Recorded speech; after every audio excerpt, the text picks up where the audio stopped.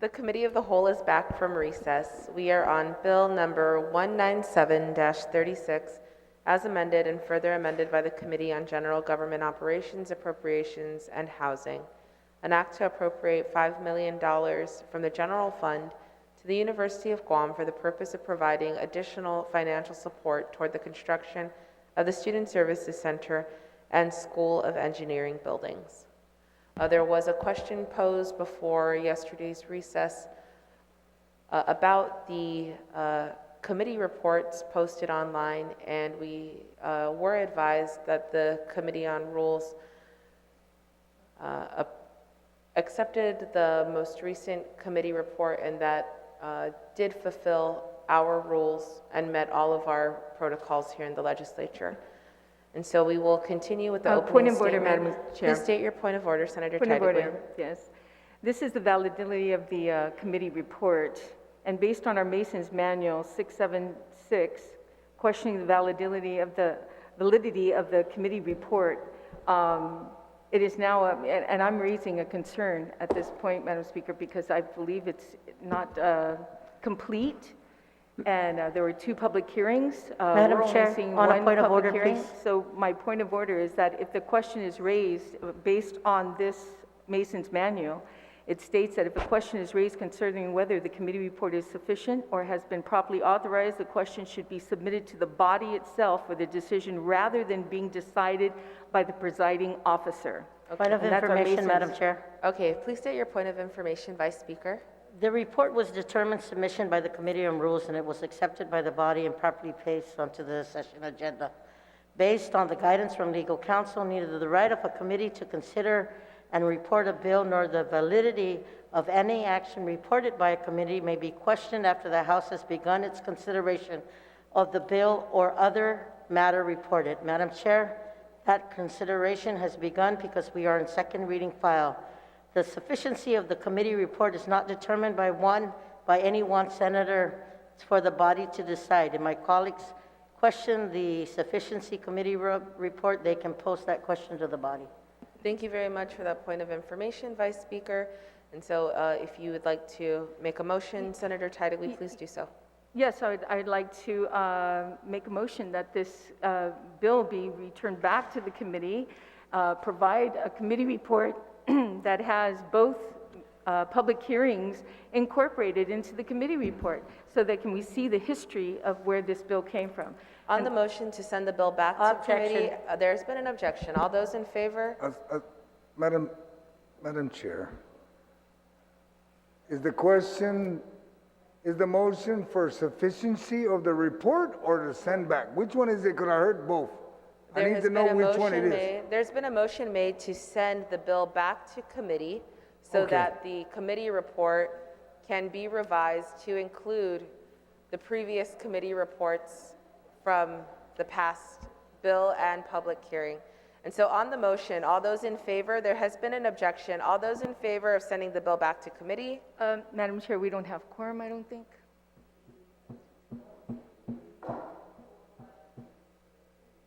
Oh, we do? 4, 5, 6. Oh, there, Tony's up there. Wait. On the 4, motion to 5, send the bill 6. back to committee, all those in favor? 1, 2, 3, 4, 5, 6, 7, 8. Motion fails.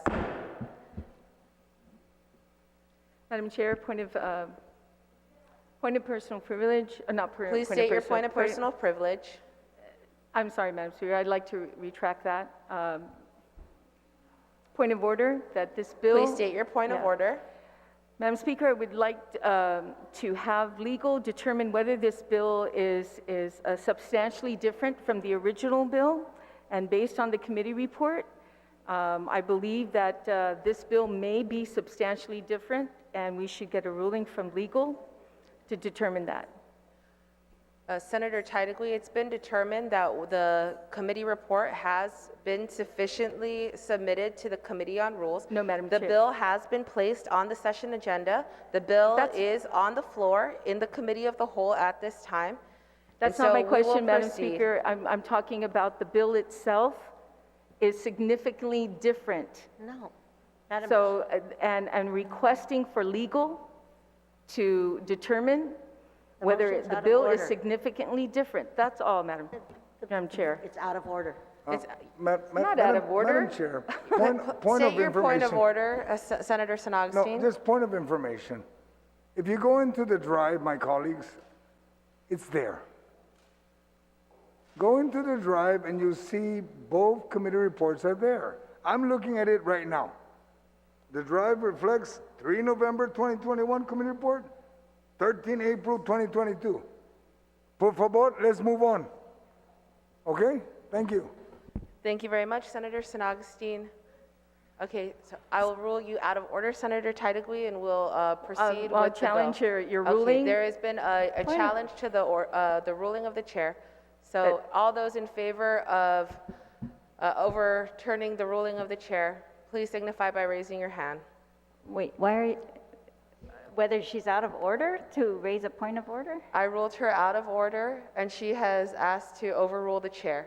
So all those in favor of With overruling regards the chair? to, please explain the whole thing so the body can understand that your ruling is because I feel that this bill, requesting legal to determine if this bill is substantially different, Madam Chair. That's what I'm requesting. And There's you- a question, Madam Chair. and I've ruled it out of order, and so Okay. there has been a request to overrule the chair. All those in favor? Wait, did you make a ruling on the, I did, I ruled her out of order on the, on, on her request for legal to determine whether this bill is substantially different. Madam Chair, if I may. Please state your point of order. Madam Chair, if I may, as previously informed by the Oversight Chair and author of this bill, Bill 197-36 first submission was on October 20 of 21. The second submission of a committee report was on April 13, 2022.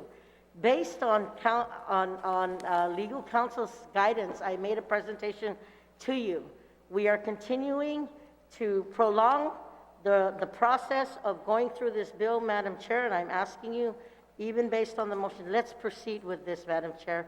We've sought legal guidance's support Is that a point on of this. order or just a And debate I'm on the telling floor, you- Madam It's a Chair? point of order. Thank you, Senator Titlegy. On the motion to overrule the chair, all those in favor?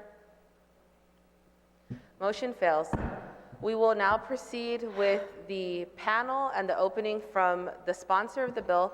So I ask the Sergeant-at-Arms to please I bring have the panel I have in. a point of order. Yes, please state your point of order, Speaker. Yeah, I thought we spent all afternoon waiting yesterday, and then last night, they recessed, and from 3:30 till 7, we came back at 7. I thought all of that time was so that they were going to upload all of the committee report, which is in 2 separate documents. One was after the first public hearing that has all the testimony from the first public hearing, and the second was after the second public hearing, which has all the testimony from the second public hearing. So the committee did its work and did 2 committee reports, submitted them in. All of those are relevant. All of the testimony that we've heard on this bill should be relevant for the bill. The only issue is, and they're on the drive for the session, but they're just not on the website. That's my understanding, and I'm not understanding why not. They should just both be there. One is the original, one's supplemental. Otherwise, the committee had no jurisdiction to go back and have another second hearing and do another report because it was already reported out of committee. Thank you, And so Speaker. we're going to just, I have no problem with allowing it at this point, but I'm just asking if we want to, we should have all the public testimony and not exclude any of it. So all it needs to do is be uploaded to the website. That's all. That's Is my that a point motion, of. Speaker? No, that's a point of order. I thought that's why we recessed, was to take care of that issue. That's an outstanding issue that needs to be addressed. Thank you, And it's a Speaker. simple one. We did hear from the Committee on Rules Chair that the committee report that was uploaded was all that was provided at this time and sufficient. It's different than what's on the drive, Madam Chair. The drive for our session and the website, from what I'm told, do not match. The committee reports, too, on the drive, as the chairman stated, are both on the drive, but those are not what's on the website. That's all. It's a simple solution. Just upload both. Label one supplemental. They're both on the bill. Otherwise, we are excluding half of the testimony. I don't understand why we're going to do that.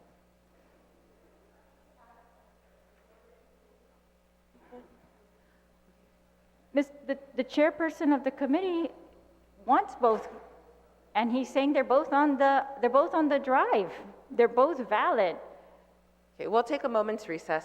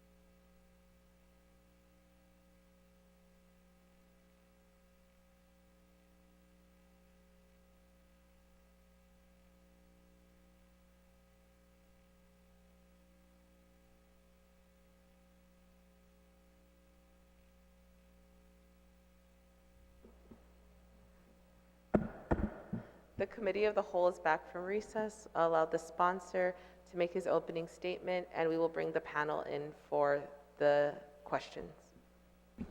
Senator Recommend, Madam Chair, San Agustin, you are recognized. that you bring in the panel. We swear them in, then I'll make the opening, please. Okay, thank you very much. Please bring in the panel.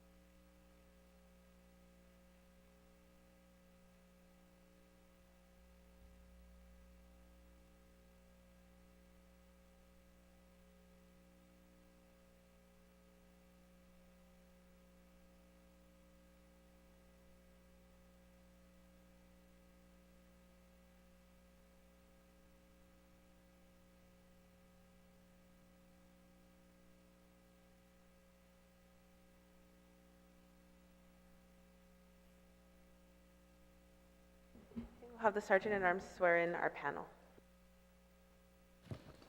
Hafade and good afternoon. Please rise and raise your right hand. Okay. Under penalty of perjury, do you all affirm that any and all information that you provide today, whether it be verbally, electronically, and in writing, be the truth, the whole truth, and nothing but the truth, so help you God? Okay. Madam Chair, you may proceed. Under oath. Masi.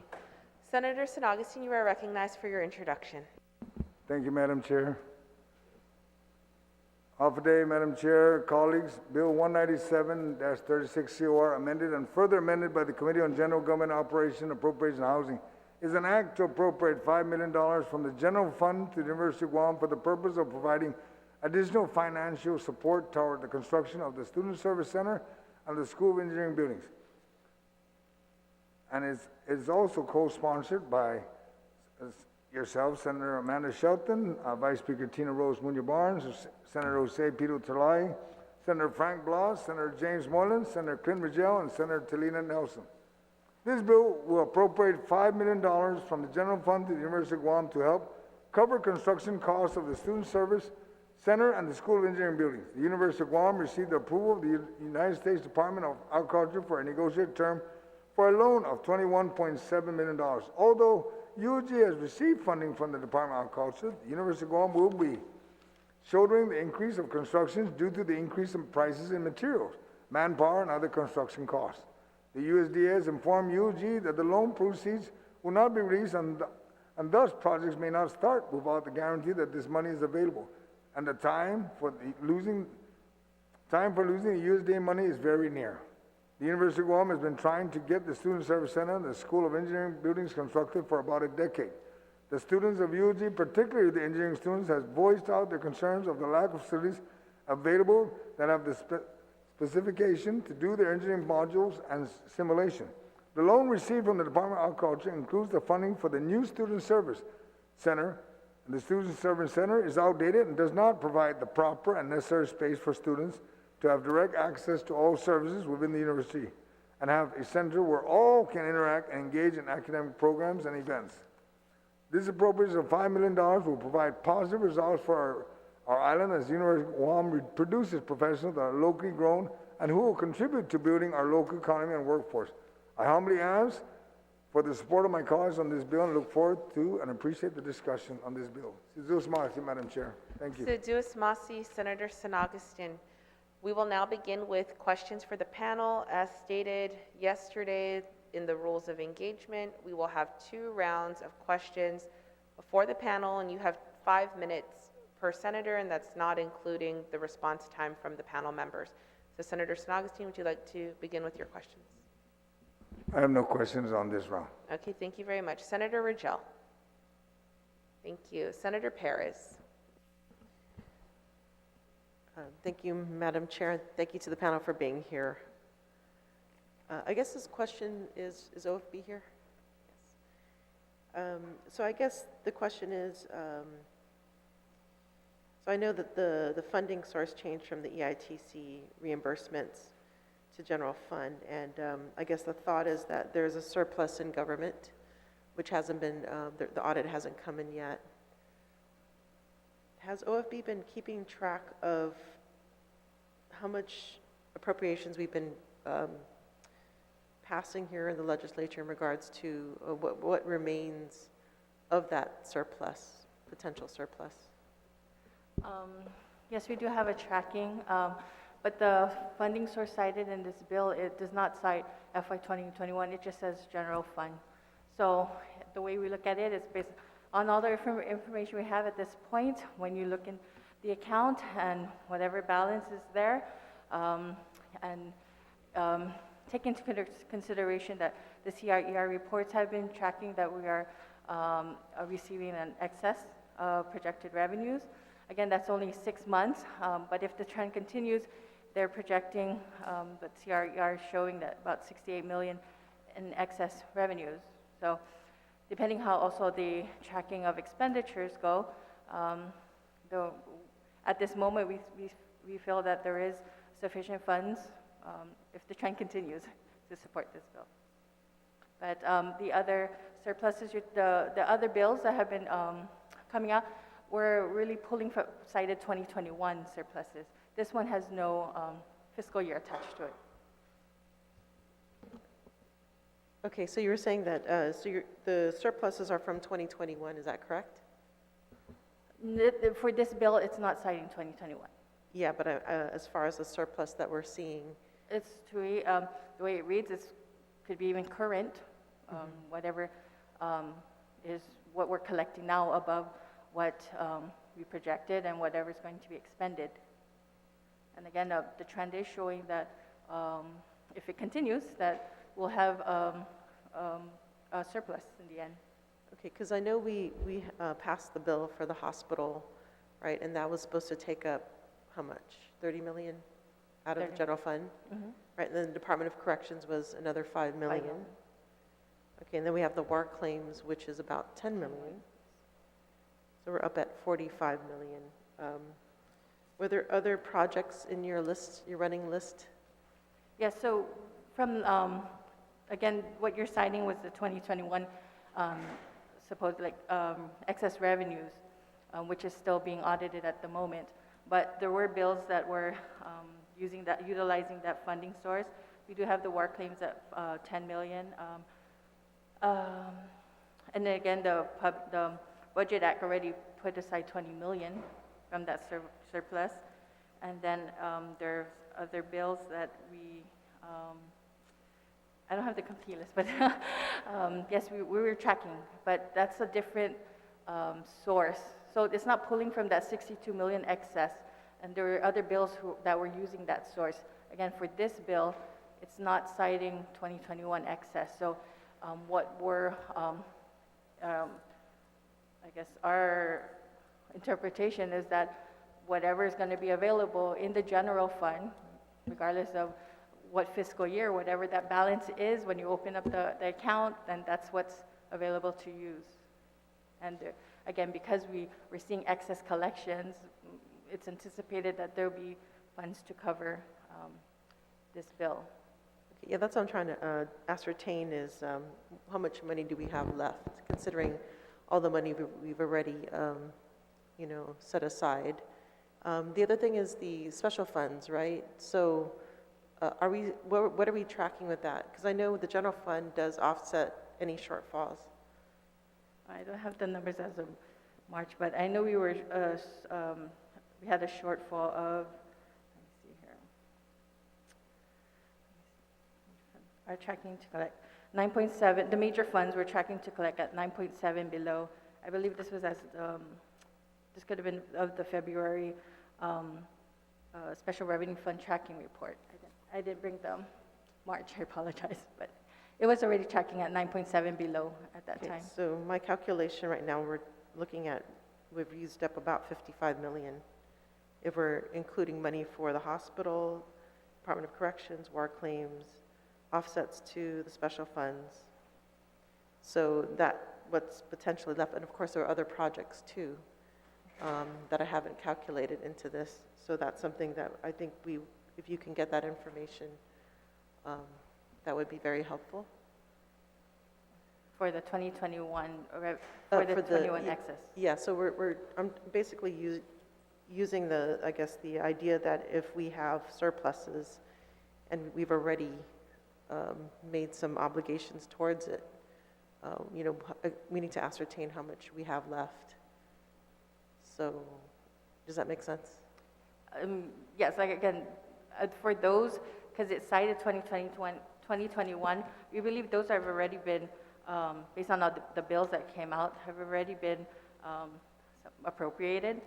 But again, this bill says just general fund, and there's anticipation. So that means it could even be current year general fund. So at the end of the year, if there could be a balance, because we're collecting this current year, this current fiscal year, 2022, we're collecting in excess of revenues. So that could be the funding, because the law is not specific, the bill is not specific in what funding source. So we can interpret that it's going to be 2022. Okay, yeah, all right, thank you. I guess this question is for Randy, or is Randy here? Sorry. Can you state your name? Half a day, good afternoon. My name is Rachel Kubicub. I'm currently the acting vice president of administration and finance, but my permanent role is the university's budget officer.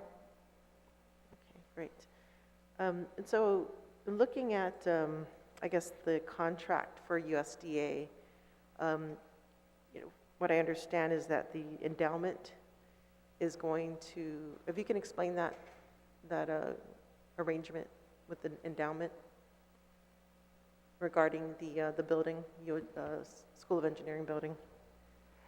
Thank you, Senator Perez, for that question. The current arrangement right now with the University of Guam Endowment Foundation is that it is a leaseback agreement. So it means that the university has leased the land of which the student success, the engineering annex is being built upon, and then it's like a lease and then a lease back. So they're leasing back the land through us, and we're paying it through a rental payment as prescribed in the laws that have been in place for this specific financing. Okay, so what you're saying is that UOG University is leasing the land to the UOG endowment? Is that correct? That's correct, Senator, and then they're leasing it back to us. Okay, and they're the ones that are going to get the loan? That's endowment? correct. They are the organization that had applied for the USDA loan. Is that a typical arrangement for something, for capital improvement projects, or how was this arrived at? What was the other options, and is this the best option? At the time of this arrangement, my understanding is that the government of Guam had reached their debt ceiling. And so in order to, so we couldn't exactly go out on a bond. I think that's how we've done it before for our capital improvements fund. So what we did have was, we have the Endowment Foundation who does support the efforts of the university. And so we made this arrangement at the time. So it was the most viable option for us when we had started this endeavor. And what are the terms of the grant as far as interest, length of the term itself, in addition to, because I remember speaking to the administrator, or the director of GITA, right? And there was, potential to maybe use this as a bridge loan. I don't know if that's, what is a plan for this borrowing? Is it basically just going to be UOG Endowment's going to borrow the money and then pay it off throughout the years? Is that, or is there going to be a change? Yeah, what is the plan for this loan? How long is it? Okay, I'm going to answer this to the best of my knowledge. It's my understanding that we have the Endowment Foundation has been approved for the loan, and the source of payment for that loan is this $1.15 million appropriation that the University of Guam has been provided in the budget laws since, I believe, FY 2014.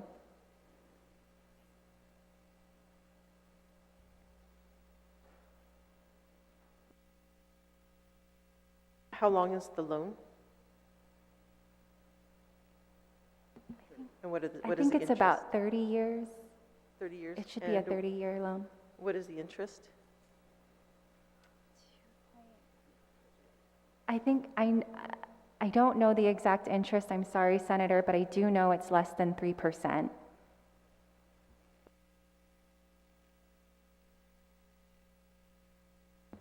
Okay, the other thing is ARPA funds.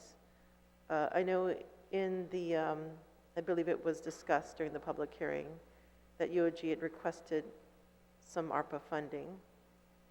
Has UOG been, have them been granted any funding from ARPA funds?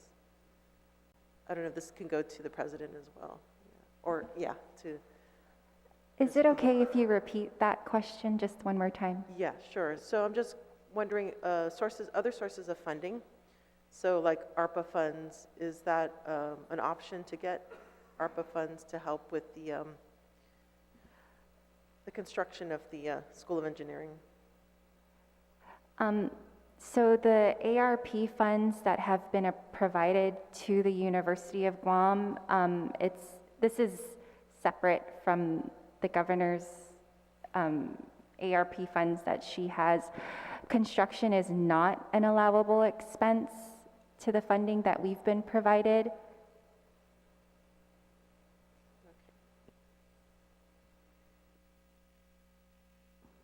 So perhaps though, if you're granted ARPA funds, that could offset other things, right?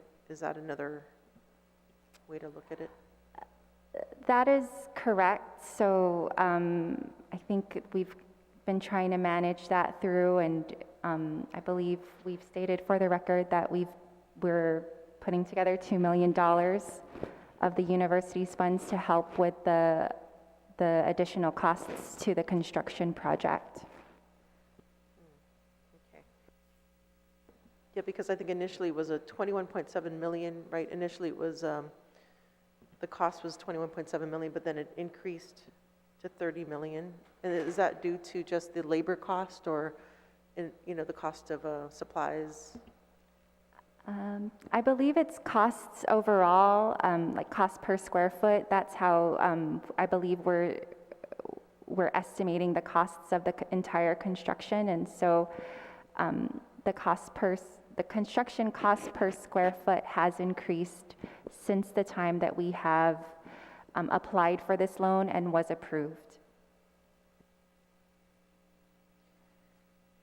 There's another question, it's going to take a longer answer, but as far as debt service, what is the debt service altogether for UOG? And how would this add to it?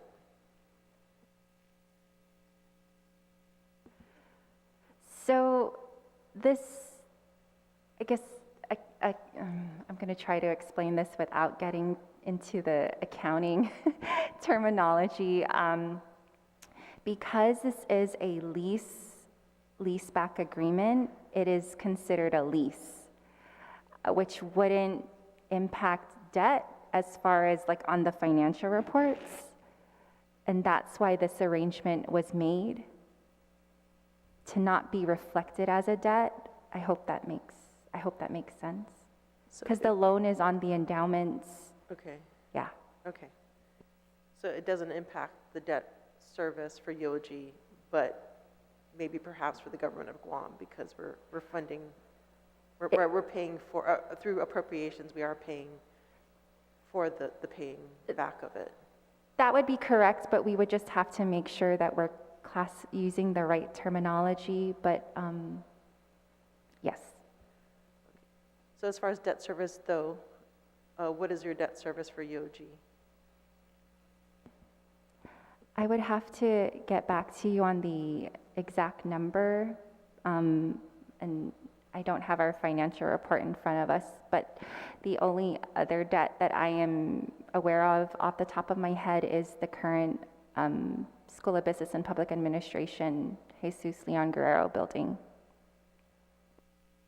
Thank you, Senator Perez. Thank you, Time's Madam up. Chair. Thank you for your Vice response. Speaker Tina Munoz-Barnes. Jesus Masi, Madam Chair, and to the panel, thank you for being here this afternoon. As we look at the fiscal note, right, it talks about the CRER. They're saying that the general fund is tracking to collect 60.9 million above the adopted levels. And if I'm not mistaken, you sent a letter telling us that the loan through USD was approved at 21.7, right? So my question is, if this project is delayed further, does the university have an estimate of how much the cost to construct the School of the Engineering would be?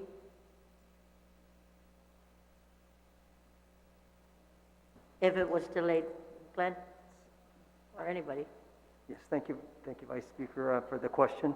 I can give you, it's a crystal ball is what you're asking for. If the longer we delay, the longer the costs are. But I can give you some historical numbers. Last year, we went back to reliable builders who went through the process, and we said, give us an updated cost. They gave us an updated cost to do the Student Services Center that was $22.9, or roughly at a cost of about $450 per square foot. I'm understanding that was July last year, so a year now, or just about a year, we're seeing that the prices have risen up to $700 to $800 a square foot. Now, so if you're asking what it'll take if we delay it a month or 3 months or 6 months, the way the construction industry is going, the supply chain, as I'm sure you've heard about, you've seen the increases in gasoline prices, et cetera, et cetera. We're talking significant increases, and what we need to do is, what we'd like to do is to lock in right now, if we can, once we get the approvals, so if we have all the funding, then we're able to contract and lock in that price and be able to move forward with the construction of the two facilities. Thank you. Last year the university, and then you can correct me if I'm wrong, graduated 12 students from the engineering program, 12 students without a dedicated building. So how much would the engineering program be able to expand if it had the infrastructure and resources to do so? President? Thank you, Madam Vice Speaker. Tom Kreis, President of the University of Guam. Thank you for that question. So yes, we did graduate the first 12 engineers in December, and we have more coming this next month. And we've got a couple of hundred students in the program. So we're moving ahead. The most important thing for the engineering program at the moment is securing our ABET accreditation. It's a specialized accreditation, and the facility is really important to getting that done. So this effort is to try to get these projects locked in and started so that we can qualify for the ABET accreditation, which is really important for our graduates. So we'll be generating quite a few engineers a year for the island and the regions. Thank you. Thank you very much. Madam Chair, maybe I just want to point out, based on historic perspective, that nearly every public school built in the last 2 decades, within at least the last 20 years, had used a leaseback model, and we see the successes of that today. And of course, based on what the information received, that wouldn't affect the debt ceiling for the university. So I just wanted to note that for the record, and I want to save my time in case I have any questions for round 2. So thank you very much, Madam Chair, and thank you to the panel. Assiduous Masi, Vice Speaker. Senator Brown.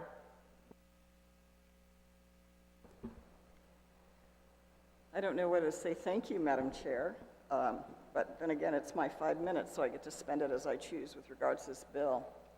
You know, I have no objection about the need for the University of Guam to have additional funds to address the construction of their student center and certainly the engineering building.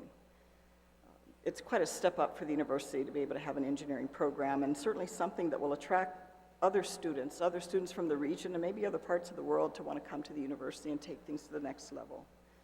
So I have no argument with that or the need for that, but I do have an argument with regards to how this bill has been put on the floor. It's quite distasteful. You can rule how you want to, Madam Chair, but that doesn't mean we're your subjects and we're going to be subjected to your decisions when they're in error with regards to procedures in this legislature.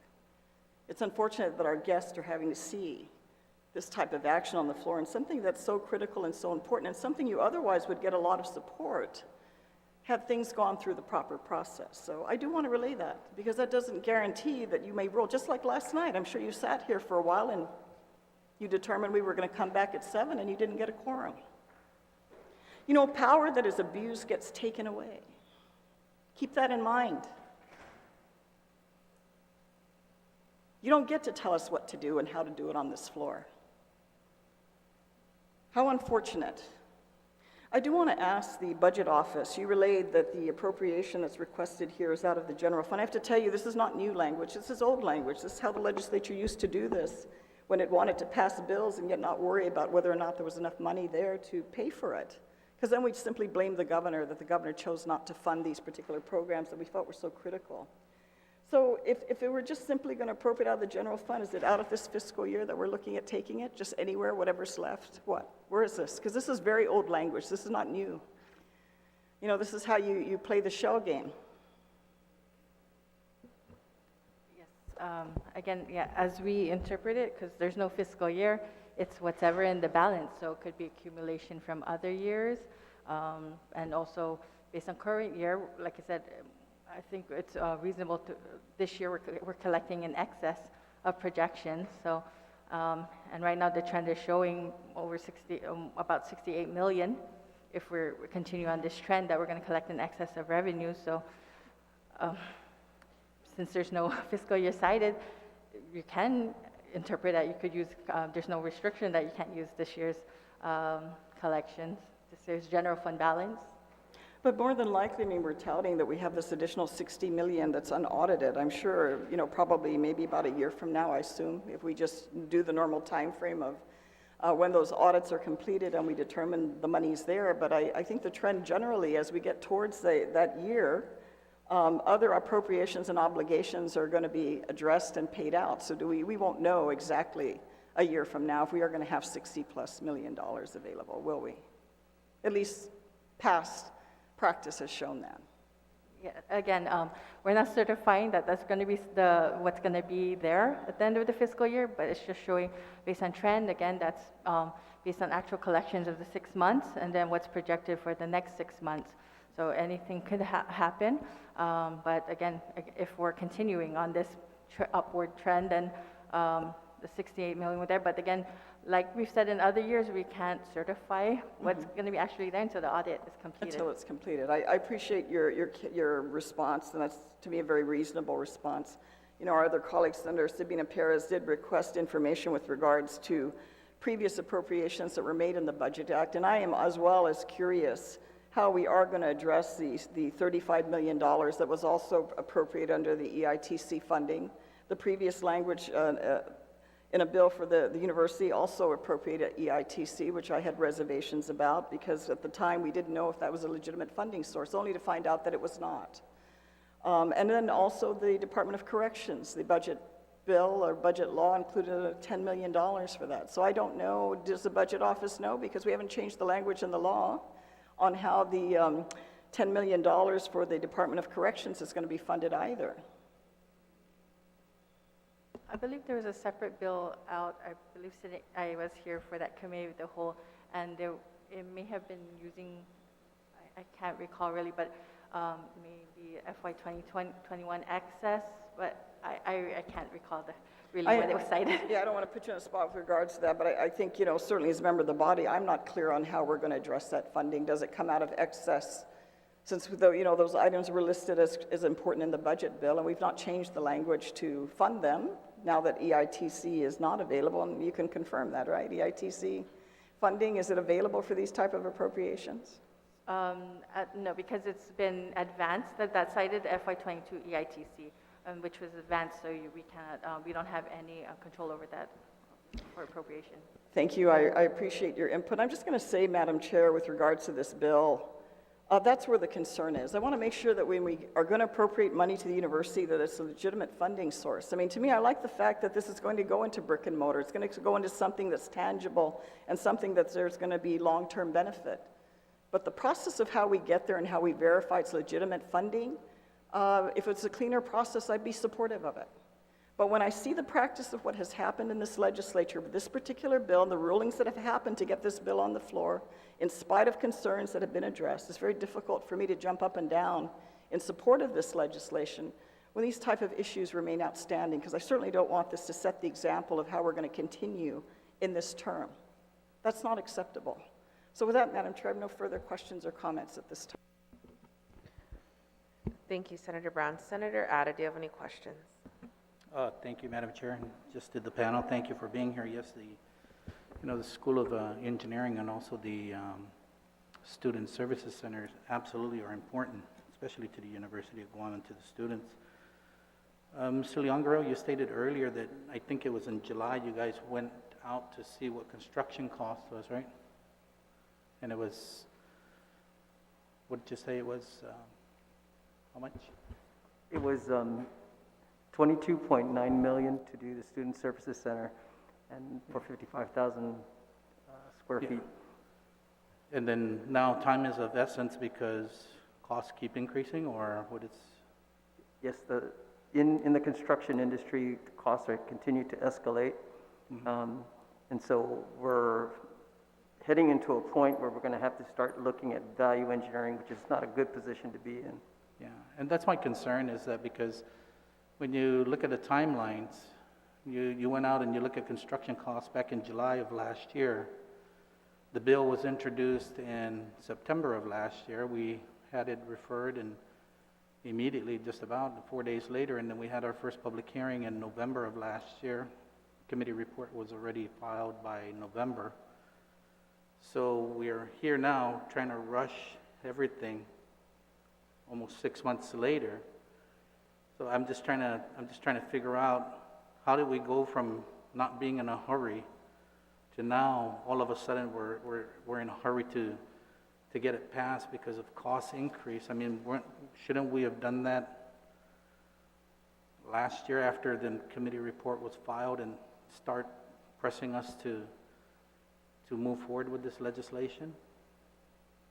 Dr. Kreis, I mean, anyone up there? Thank you, Senator. I think we're eager to move ahead as quickly as it's possible, so it's all just what's possible, and we're grateful for this support. And to emphasize that these resources are not just going to create these facilities to help us educate our students, but this will create jobs and tax revenue. It'll save money, it'll keep money in the island. So it's a real investment that's going to pay off for a long time. So we're eager to move ahead. As soon as we have this together, we can begin the project. And we can't begin either one of the projects until we have all the funding in place. And this is the last step. I see. So what was the delay from when we were already completed with the committee report to today that we're now we're hearing this bill? What was the delay? Were you guys still looking for financing? Were you guys still looking for, what was it that we were waiting on before we have the bill before us today? I don't think we were just waiting to see what was possible. We're just in the mode of hoping to get this help to get past this problem and to solve it as fast as we can. So I don't think there was any other delay except process. So. Okay, so if we don't pass this bill today, what happens? What happens to financing or cost increase or things like that? Well, this is the last step. So once we begin, then we can get, we'll lock in the project, and then we'll be able to proceed. And we've done very well with other projects. So I think we'll move ahead quickly. So. Mr. Leongaro? Senator, if I can add to President Kreis's, we're The USDA loan was approved in September 2020. We have 5 years to complete that project. This September makes it 2 years, so we're going to have three more years left. In addition to that, we're currently out on procurement for the School of Engineering. We've worked with USDA. We're coming along. We have the offer is now due by May 20th. So once all of that comes in, then as I said, we've already locked in the price for the Student Services Center, but we can't contract it out. And now we're going to come up to another situation where we're able to negotiate another contract for for the School of Engineering. Once we get that squared away, again, we want to lock in. My plan, should I get all the money that we're asking for, is that we issue out the notice to proceed first part of June for the Student Services Center, or sooner, and for the School of Engineering by the end of June.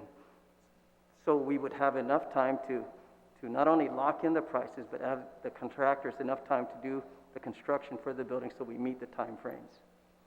So is it going to take 3 years for the contractors to complete the buildings, or? We're giving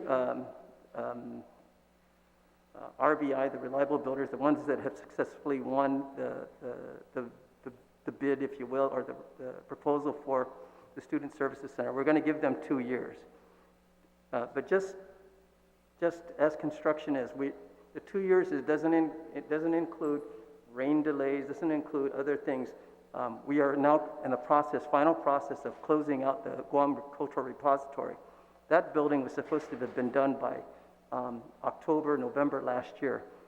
And due to supply delays, such as shelving, such as generators, all that, we have to push back. And that's not uncommon. Actually, that's kind of the norm now. We're seeing a lot of construction being held up because of the supply chain. Okay, that's good.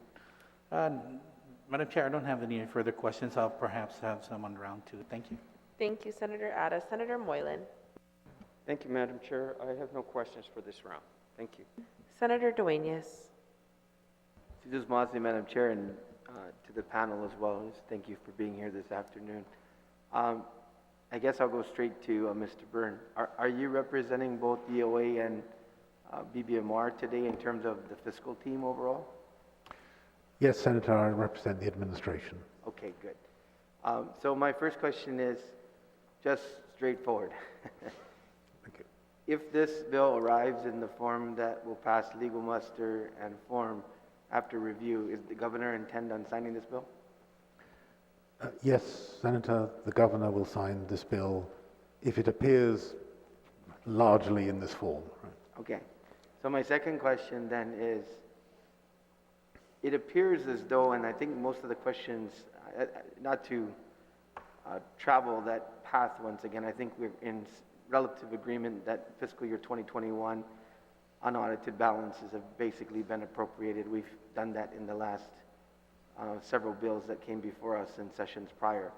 So now that we're here, I think what I've heard from OFB at least is that we are now dealing with basically whatever fund balance currently exists in the general fund. So would you construe this then now as basically a supplemental appropriation for fiscal year 22? Yes, Senator, I generally agree with what my colleague from OFB was saying, but in the circumstance where there's revenues in excess of what was appropriated, you could call it a number of terms, but supplemental certainly is one of them. Okay, and I think that's why we're trying to be clear here, so the public is aware. We went through a budget process. We passed the budget in fiscal year 22. We obviously thank God that we're tracking, in excess of those revenues with a significant amount of revenue. So I think when we do our job here, what we try to do is ensure that the people of Guam are aware of exactly how we're spending their tax dollars going forward. So I think we can basically come to agreement now that this is essentially a supplemental appropriation from fiscal year 22 from the general fund. The governor will sign this bill based on that fund balance. So my final question would be to go over to Mr. Leon Guerrero once again, just so that we're clear. When are you going to bid with regard, subject to fund availability for this project? We've already been out to bid for the Student Services Center. Okay. All we need to do is do a couple of contract modifications, and then once we get the money approved, we can actually execute the contract. It's my hope to have that bid, or that construction, or that project issue the notice to proceed by 1st of June. For the School of Engineering, we are currently in a procurement, and the offering, the RFP is due May 20th. So within 2 weeks of that, we'll have done the evaluation, got the approvals from USDA, and again, what I'd like to do is by the end of June to issue out the notice to proceed. Okay. Contract negotiated, all of that done before the end of June. So you've already completed the bid subject to fund availability, and now you're looking for the balance of the revenue to be able to finalize the notice to proceed. I'm sorry, I didn't under. So basically, the bidding's been done. The projects are basically secured in terms of that term. Now and of course they were subject to fund availability. So now you're trying to fund availability. So now you're trying to ensure that you've got the money in the bank and you can issue the notice to proceed. So what had happened, Senator, was earlier, because Senator Snogginstein had mentioned that this thing has been over 10 years or so. So early on in 10 years ago or 7 years ago, I don't know how long ago it was, but there was a procurement for both facilities, and RBI won the one for the Student Services Center. They remain intact. They are interested in wanting to build the facility for us. We had another contractor, Baskin, and my understanding is the year I came, that December, I think it was a couple of years ago, they terminated the agreement, said we can't do this anymore, we can't wait any longer. And the issue, I'm not really sure what the issues were, but I think part of the issues, well, I'm not really sure. I can't answer that, so I won't tell. So I don't know what the issues are. I can just say that right now, given what we're asking for now, we can make both facilities. We can construct both facilities. Okay. Mr. Kreis, I think this is important for you to know, and for the administration as well. I just want to cut to the chase. If in the event that there is a point of view by members of this body that this would require an additional hearing just to have everything in order with regard to this bill, there's a potentiality that, I'm not saying that's going to happen. It may pass in this session. It may go down and pass. I don't know. What I'm trying to say is so that you're aware, it may, I'm trying to find your drop dead because it may end up in the end of May session, basically. Would that be problematic? I guess that's what I'm trying to ask. Senator, yes, it would be problematic for to secure the funds. So, do you know anything else about the timing? Okay. Currently, we have 7 contractors that picked up the proposals. So to have that heavy an appetite is very encouraging. With USDA loan, they have a guaranteed maximum price. So the question is, if we delay, will these people still be willing to participate? And again, I don't have a crystal ball. All I'm saying is that the longer we wait, the more we're seeing prices increase and escalate. Matter of fact, one of the questions that they're asking in this current procurement is that we're seeing runaway prices. Would you be willing to find additional money? And, we're holding to our guns. We're staying with our agreement with USDA, saying this is the guaranteed maximum price, and we'll see. I don't have a crystal ball, but I can assuredly say that based on historical and based on everything that I'm hearing on construction in the industry, we're seeing prices escalate, and not just escalate at a 2 or 3 or 4%. We're talking, concrete metal prices fourfold, sixfold, sevenfold. And today, I don't know if Shanghai is open. Shanghai is a major exporter, major producer, major a supplier for a lot of materials. So all of these unknowns cause the prices to rise. Right, then, and I can sympathize with that. I mean, globally, inflation is out of control. I see that. I'm just trying to make sure that I think this body needs to know and needs to understand, you know, the timelines in terms of your shooting for notice to proceed. You've got the 7 contractors that have picked up the bid packet, have taken a look at it, looked at finalizing it, trying to do it within the window that exists. You're looking for a notice to proceed, sometimes June.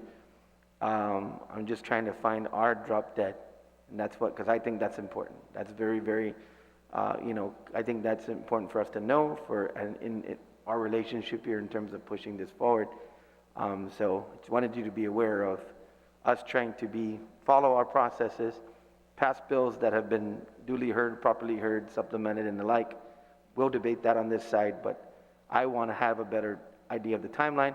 Looks like I'm more clear, so I'm going to go ahead and wait for the rest of the questions, and if I have anything in the next round, I'll do so.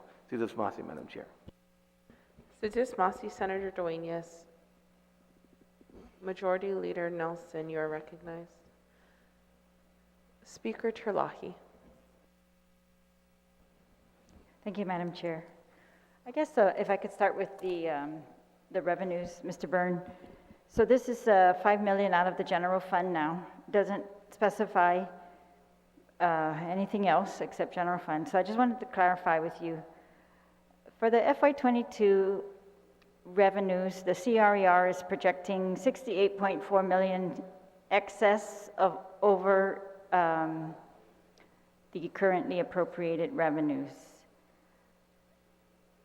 There's a 6.6 million shortfall in special funds, and I think we allocated 25 million for the LEAP, and then that would leave us with 36.8 million available from the excess, not even including any savings that you might have incurred under the current appropriation. Yes, that is correct, Madam Speaker. As we stand at this moment, that is the reckoning that I would come up with too.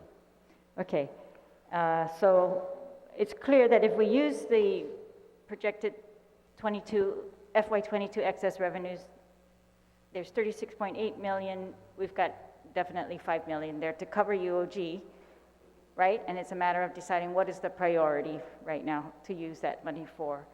Is there, and on the FY21 excess revenues, they were projecting 62 million, 20 million we tried to set aside for tax refunds. You told us the deficit was, the special fund deficit was 20.7 million, and then the FY20 audit would cost 1.5 million.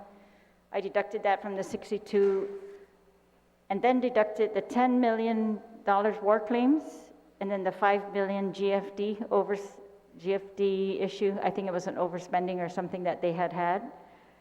And then the 3.5 million that we just passed in here for the Humatek school, and $250,000 for GUMA. And I come up with about 1.05 million left for FY 2021 excess revenues. Yes, Madam Speaker, that generally follows the reckoning that Mr. Carlson came up with when we debated those bills that amounted, I believe, to 4.5 million. There was a final part of that appropriation, if you like. Okay, so so now we're looking to put 5 million there, and I just wanted to close some of these questions that had risen up during the public hearing with UOG. So at that time, I think it was the second public hearing on this bill, I think President Christ, that you had told us that you were in discussions with the governor, and the governor stated that she is working on a potential solution. So I wanted to ask if there's any update on that. Thank you, Madam Speaker. So the governor's commitment is for another 5 million, so that this bill would be 5, that would be 5. We have our commitment of $2 million, and all those add up to 34.8 million, which just right at covers the total estimated cost of 34.72 million. So Okay, and the 34.72 is for both buildings? that's both buildings, including the construction management, which is 7%, you and added all. contingency. So that would allow all of that to happen. And that is with the 21 million from USDA? 21.7, So yes, could you ma'am. just repeat it again? Yes, 21.7 million is the USDA loan amount for the two projects, and the two projects cannot initiate until both of them are ready and all of the funding is in place. So we're just poised, ready to do to move ahead with that, and we're trying hard to hold on to the commitment of this price. So, and as Mr. Leon Guerrero pointed out, we're facing this quickly accelerating situations. We're really anxious to get this started and going, and we can do things as we move along in terms of value engineering if we need to, but we really need to get this started. Oh, no, can you repeat the Oh, yeah, so amount? So 21 plus, And then 5 million from Bill 19736, 5 million commitment from the governor, then our 2 million from UOG funds. what funds? And so that's it's related to the relief funds, although not directly related. So it's operational funds that we're able to commit to this project in certain categories, because the categories for the project include contingency, construction management, plus the two buildings. Is that the CARES money? Is that from CARES? From the HERF. HERF, the Higher Education Emergency Relief Fund. Okay, and then did you say 2 million from ARP also? No. Okay, and then Mr. Byrne, the governor's 5 million, where does that come from? It comes from the capital, the correct title is the Coronavirus Capital Projects Fund, which is part of the ARP money, but not part of the advance money that we received last year. Sorry, that's just muffled. Can you please repeat that? It comes from the Coronavirus Capital Projects Fund, which was authorized in the ARP bill, but is not part of the ARP money which we had advanced last year. Okay, is there any other of that money available as well, or being spent on Guam? The allocation to Guam is 14.3 million, roughly. And this 5 million would be taken from that 14.3 million. Is it possible to allocate 10 million? I mean, that's still available, it looks like, from the 48.3 million? It would be possible, but the governor, in allocating this, I believe has, and I don't have the details, other projects to which this money might well be destined. So she has authorized 5 million at this time. And you don't have the breakdown of the other, for the rest of the 48.3 million? No, Senator, I don't.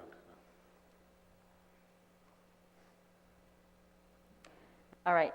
If the, it looks to me so that in prior legislatures back in 2015 or around there, 2014 or 2015, they authorized 1.158 million to be set aside from certain real property tax revenues for UOG to build these two buildings. And if they had set that aside, since it was required by law to be set aside, that UOG would have had 6.9 million. But from an accounting that I received from Randy Wiegand yesterday, it shows that instead of 6.9 million that they should have had, they only received, in counting FY22, 3.7 million. And FY22, they took it out of their general fund appropriations. 3.7 million. So I wanted to ask you, Mr. Byrne, it looks like the money was not set aside for UOG. Is this something that that you're obligated to cover because it was required by law?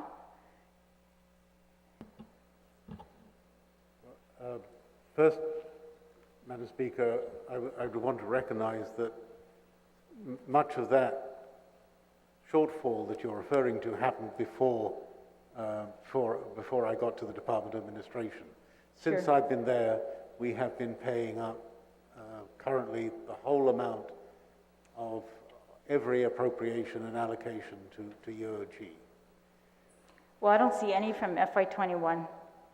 The accounting he gave me shows 0 for FY21, 874,000 for FY20, 740,000 for FY19. So all of those are short of the 1.158 million. That would only occur if the funding source for that money came from a number of different sources. If it came from the Territorial Education Fund and there was a shortfall in that fund, that would restrict the amount that would be available. Yes, it does come from that fund, but it actually is supposed to be set aside from the real property tax revenues received as a result of that increase in valuation of real property that was done back then. And that increase has not been repealed as far as I know. Okay. I guess the question for me is, if the government is covering this 1.158 million every year, and it looks like that's how we pledge USDA to pay them back, is then the UOG endowment able to put in any amounts of money on their own for this? For example, the 5 million instead of this bill? Madam Speaker, the endowment the foundation has a fund that is made up of mostly of gifts that have been designated by the donor to do particular things like scholarships or to support salaries for particular projects and things. So generally, and this is true of all endowments, university endowments anyway, there's generally very little just unrestricted corpus available. And the purpose of the endowment foundation is to hold funds in perpetuity and to maintain the value of the endowment and to generate revenue to support the scholarships and the professorships and those kinds of things. So they wouldn't, no endowment would be sort of sitting on cash that they could just hand over for various purposes. So, but we wouldn't really expect them to do that either. It's not really in their role to supplement. I think they have been raising money for capital improvements, and I remember hearing about the engineering school, and so people are donating for those purposes as well, I would think, and so I'm asking if you've asked them to do that, or if you're just protecting that source of funds for other purposes when they might actually be available for these purposes. So that would be future fundraising, and so we're hoping to get this started so that, that would take time to raise funds in that way. We do have, we're in active conversations with donors for the possibility, once the building gets going, for naming opportunities, as we did in the Jesus and Eugenia Leon Guerrero building, where we have classrooms and parts of the building that are named for various people. So that's the way that you can do it. Generally, donors aren't particularly interested in projects that aren't at least in process, and typically it's near the end of the construction when you can see it that donors become particularly interested. But so we are certainly interested in doing that, and that may help us in the sort of the value engineering phase where we're trying to squeeze the project to get done. So we're certainly interested in that, and the Endowment Foundation has been very supportive of the university over now 40 years this year. Right, and are you saying they have no capital improvement funds available? Not as a separate fund of unrestricted funds that they could give. So typically you raise money for a project, and so you don't just sort of sit on the endowment and then withdraw funds. You raise the funds and then direct them for a project. So my time is up, but yeah, I'd like to continue. Thank you, Madam Speaker. Thank you, Madam Speaker. Senator Tadegui, you're recognized. Thank you, Mr. Chair, and good afternoon, everyone, for being here. Since we're on the endowment fund, how much is in the account of the endowment fund currently? Thank you, Senator. I don't know exactly the figure, but it's around 13 million. I think that's in the UOG Endowment Foundation, which is a separate 501c3 organization. 13 million? Okay. Earlier, when we had the first public hearing, I think it was, on this bill, you mentioned that you were asking the governor for $7.1 million. And this is ARP money. This is different from what, I'm sorry, I didn't get your name that's sitting next to you. Oh, Rachel? Rachel, okay, Rachel, you said that you received a certain amount of ARP funding, but separate apart from what the governor received, right? So my question is, how much of the ARP money that the governor received, which is about $580 million, I think, around about that, have you received that 7.1 that you requested for? So, Senator, the $5 million that the governor is committing in this plan it started at 7.1, and then we made appeals to both the legislature and to Adelup to try to get the funds we needed to bridge this gap. And so the 7.1 is now 5, and then the idea is that this bill would fill in that other gap. And then we do have the other issues with the construction management and the contingency. So it'll be right at what we need to move forward. So it's been almost 10 months since we started, the last valuation of this cost, and we're trying to lock in that price to get the projects going. So you did receive 7.1? We have not received it yet. Only 5? The pledge is for 5. If we can get this 5 from 197.36, then the other 5 would come from Adelup. Mr. Byrne, I'm glad one of my colleagues talked about the FY21 funding and all the bills that we put forward, war claims, et cetera, the shortfalls, Bill 170, 172. And I'm coming up with something a little bit lower as far as a balance is concerned on the $62 million in the FY21 shortfall. I believe the reason why the legislature was very conservative with our FY22 budget because of things that might come up. I mean, we're now in we've been in an artificial economy right now. And coming up, we still have the nurses' pay. We have law enforcement that is about 16 million coming up. We're looking at the educators' pay coming up.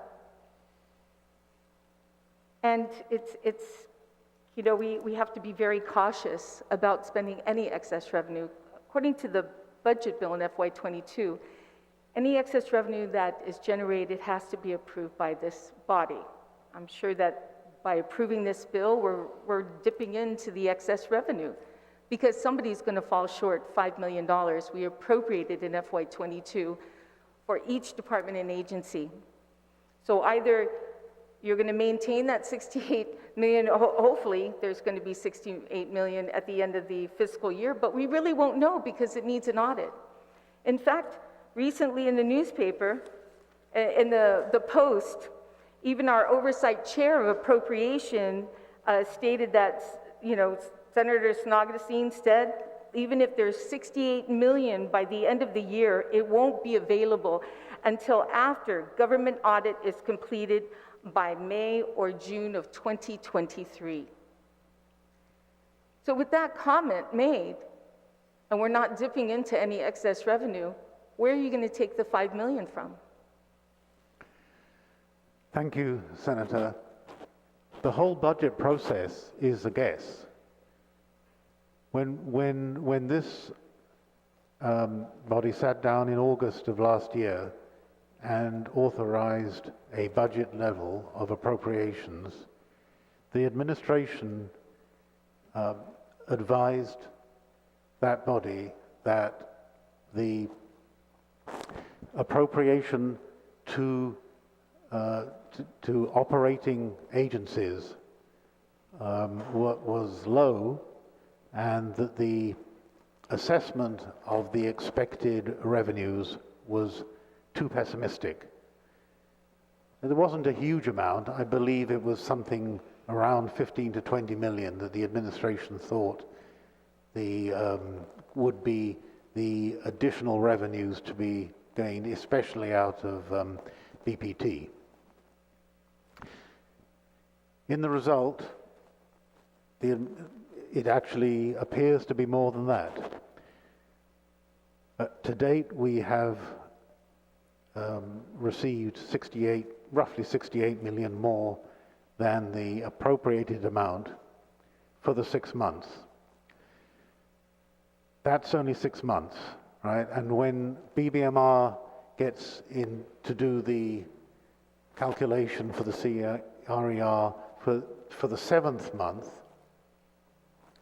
it will actually make a better projection of what the expected appropriation is.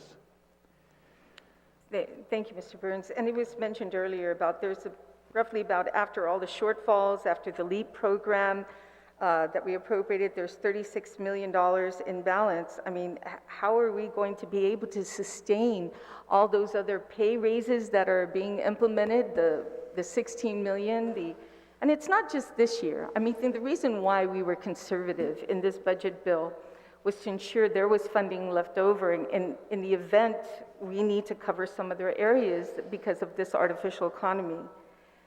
We can't start dipping into something that hasn't even been audited yet. I mean, like I said again, this is straight from the appropriation chair in the Post News. This money will not be available until May or June 2023. Some of the numbers, Senator, you're talking about, like the 16 million for law enforcement, that's a whole year. That's not what goes into fiscal. Right, and then how are we going to pay for it in the next year and the following year? Because of this artificial economy that we're living in, we don't anticipate our tourism to pick up right away. We're still anticipating that for another year before we can come back to what it was before.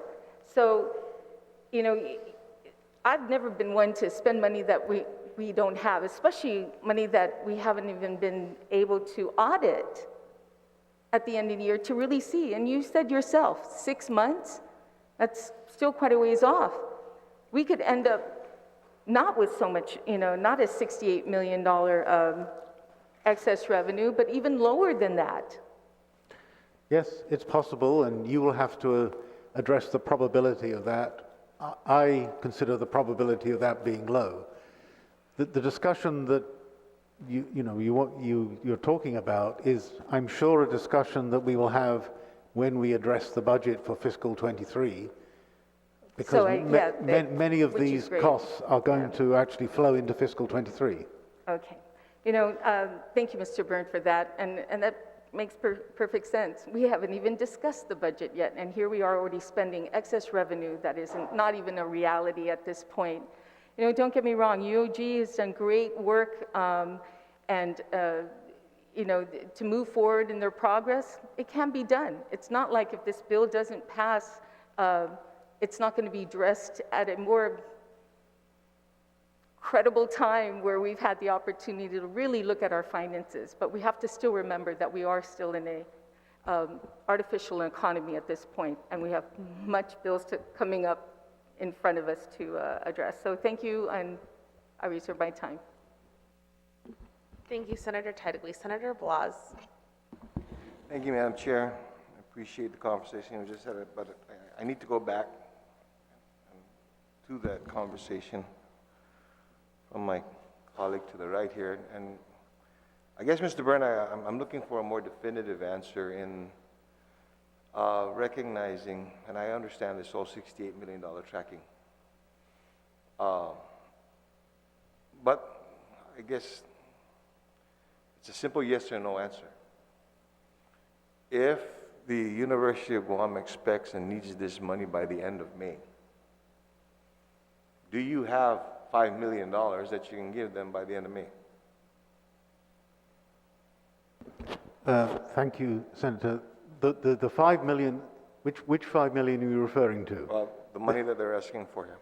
They're asking, well, there's two 5 millions, right? There's the 5 million that comes from the Coronavirus Capital Projects Fund, And if I could use this opportunity, because those listening to me think I think it was just a muffled amount, misquoted the amount, it's 14.3 million. I think it might have come out as a higher amount when because of the muffled speech through my mask. And there's 5 million that you can appropriate out of the general fund. Yeah, I can vote to appropriate, but I'm looking at you now and I'm asking, if we vote to appropriate, where are you getting the $5 million from?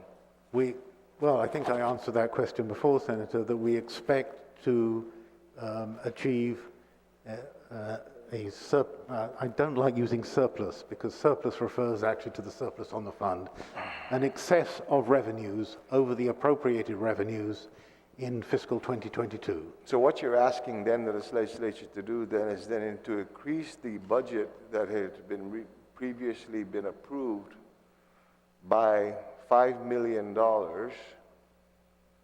because we anticipate that we're going to have, at least at this point in time, $68 million in excess revenue. And then through that authorization, the appropriations can be made. And then you can dip into that $68 million that you think that is excess, right? That's what we're saying here? With the exception that it doesn't result in a decrease in the appropriations already made. Understood. I'm just still trying to wrap where you're going to get the $5 million. Well, we have collected 68 million more than was appropriated. Understood. So, that's at this moment. Is that cash or paper? It's cash and receivables. Right? So there's $68 in excess sitting in an account right now, and while we're in, and that's just the first 2 quarters of the fiscal year? That's correct. Okay.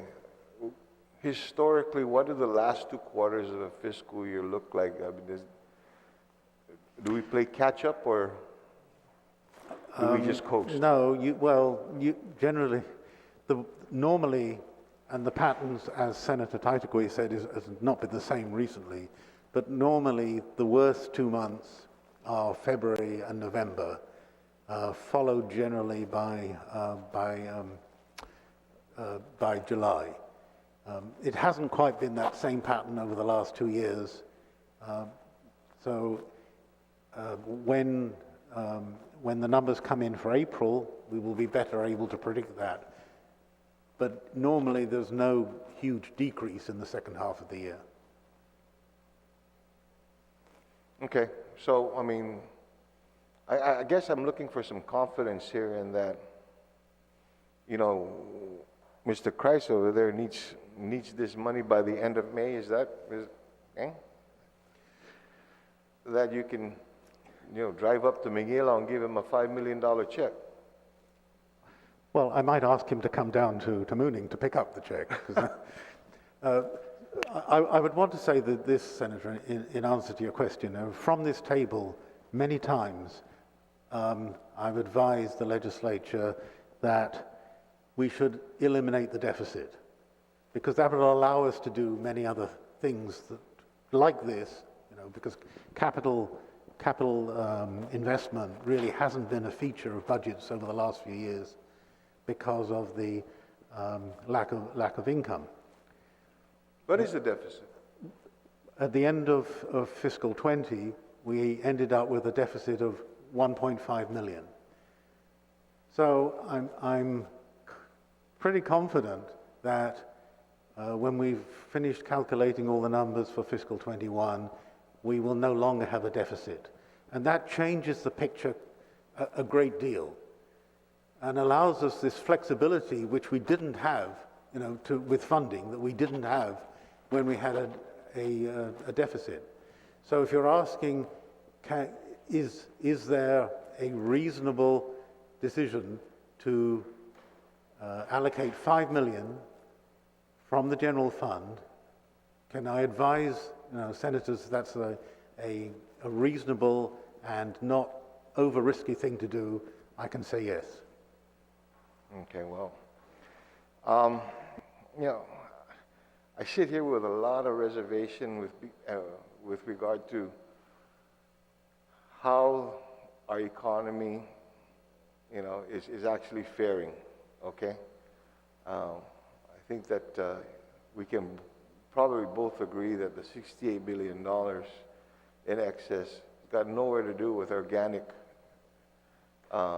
with our organic economy, or better yet, better worded, an economy that hasn't been put up on stilts by stimulus funding and the like.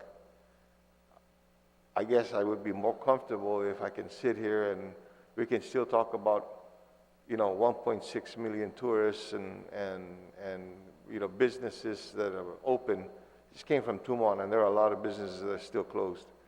And so I'm still a little leery of, how we're going to continue to sustain ourselves and whether or not this $68 million is going to be needed to be able to make up for, the lack of revenue that we can collect or that can't be collected because businesses are still closed and there's no longer any stimulus.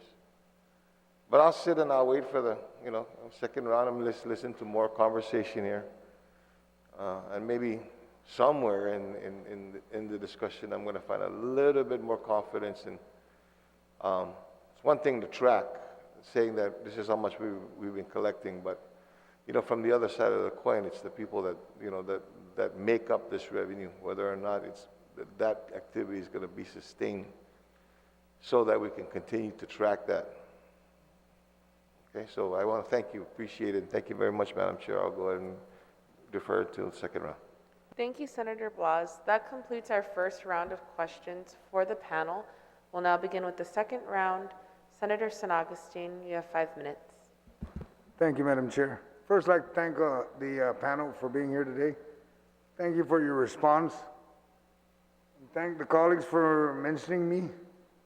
I'll get more famous, not on the newspaper, but on the broadcasting to the people of Guam, about my statement about the surplus funds. But you know what? At the end of the day, we're talking about Bill 197. The administration has identified their commitment to provide, if this bill passes, to provide the funding to UOG so they can move forward with the engineering building and the student services. That's what this bill is all about. If we can get this passed, the students for the engineering and all the students at the University of Guam would appreciate it. They'll be able to enjoy it. I'm an alumni of University of Guam. I went to the University of Guam when it was in 1975, when the first 2 years of my education was for free. I enjoyed UOG, and I still enjoy going to UOG and seeing UOG prosper. With that, thank you, Madam Chair, and I have no other questions. Thank you, Senator San Agustin. Senator Rangel. Senator Perez. Thank you, Madam Chair. I just want to go back to the question regarding debt service for UOG. In addition, is there any debt service now for UOG endowment too as well?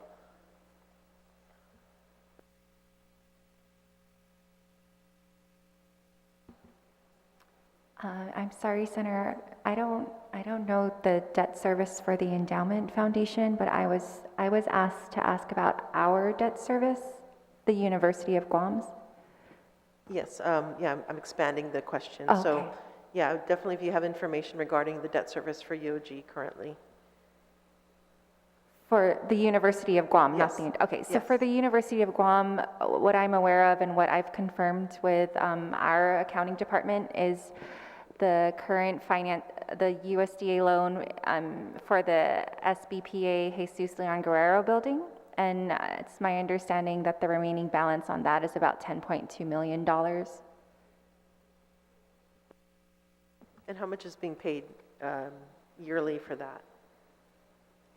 If I'm not mistaken, it's an annual payment of about 700,000. And that's the only debt service the university has at this time? That is correct, Senator. Are there other lease-back arrangements that EOG has? Other than the Student Success Center Engineering Annex, there are none to my knowledge. All right. I guess the other question too is the UNG endowment. If you can find that information as well, if they have any loans currently. Yeah, I understand you don't have the information now, but if you can. I don't have, I can look through the financial report, but the only loan that we're aware of, or I'm aware of, is the USDA loan that they've gone out on. And this is the one for the School of Engineering? That's correct. Okay. All right, now for capital improvement projects, sorry, let's go back to UOG endowment. So earlier it was stated that they have 13 million. The UOG endowment currently has $13 million. In their endowment, yes. And do they have ways in which they're going to use that money? Or is that just sitting in a bank getting interest? So just to confirm what President Christ had said or had mentioned prior, Senator, is that the way that an endowment works is that you don't pull from the corpus, which is this 13 million, but the endowment fund, the University of Endowment it's meant to keep that intact and then generate revenue from that through an investment strategy and things of that nature. So, okay, so basically what you're saying, it's tied up and it's not liquid, it's stuck in an investment. Senator, I could just add that typically the bulk of the money in a university endowment, like the UOG Endowment Foundation, will be given by a donor, and there's a legal instrument where the endowment pledges to use these funds for very specific purposes. So it's called a restricted gift.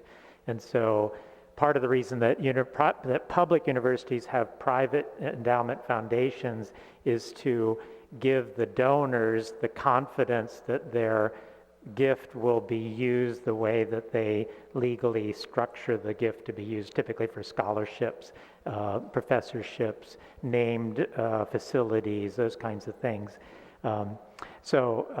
Typically, and it's true in our case too, the vast majority of an endowment fund is very tightly restricted by the donors for very specific purposes.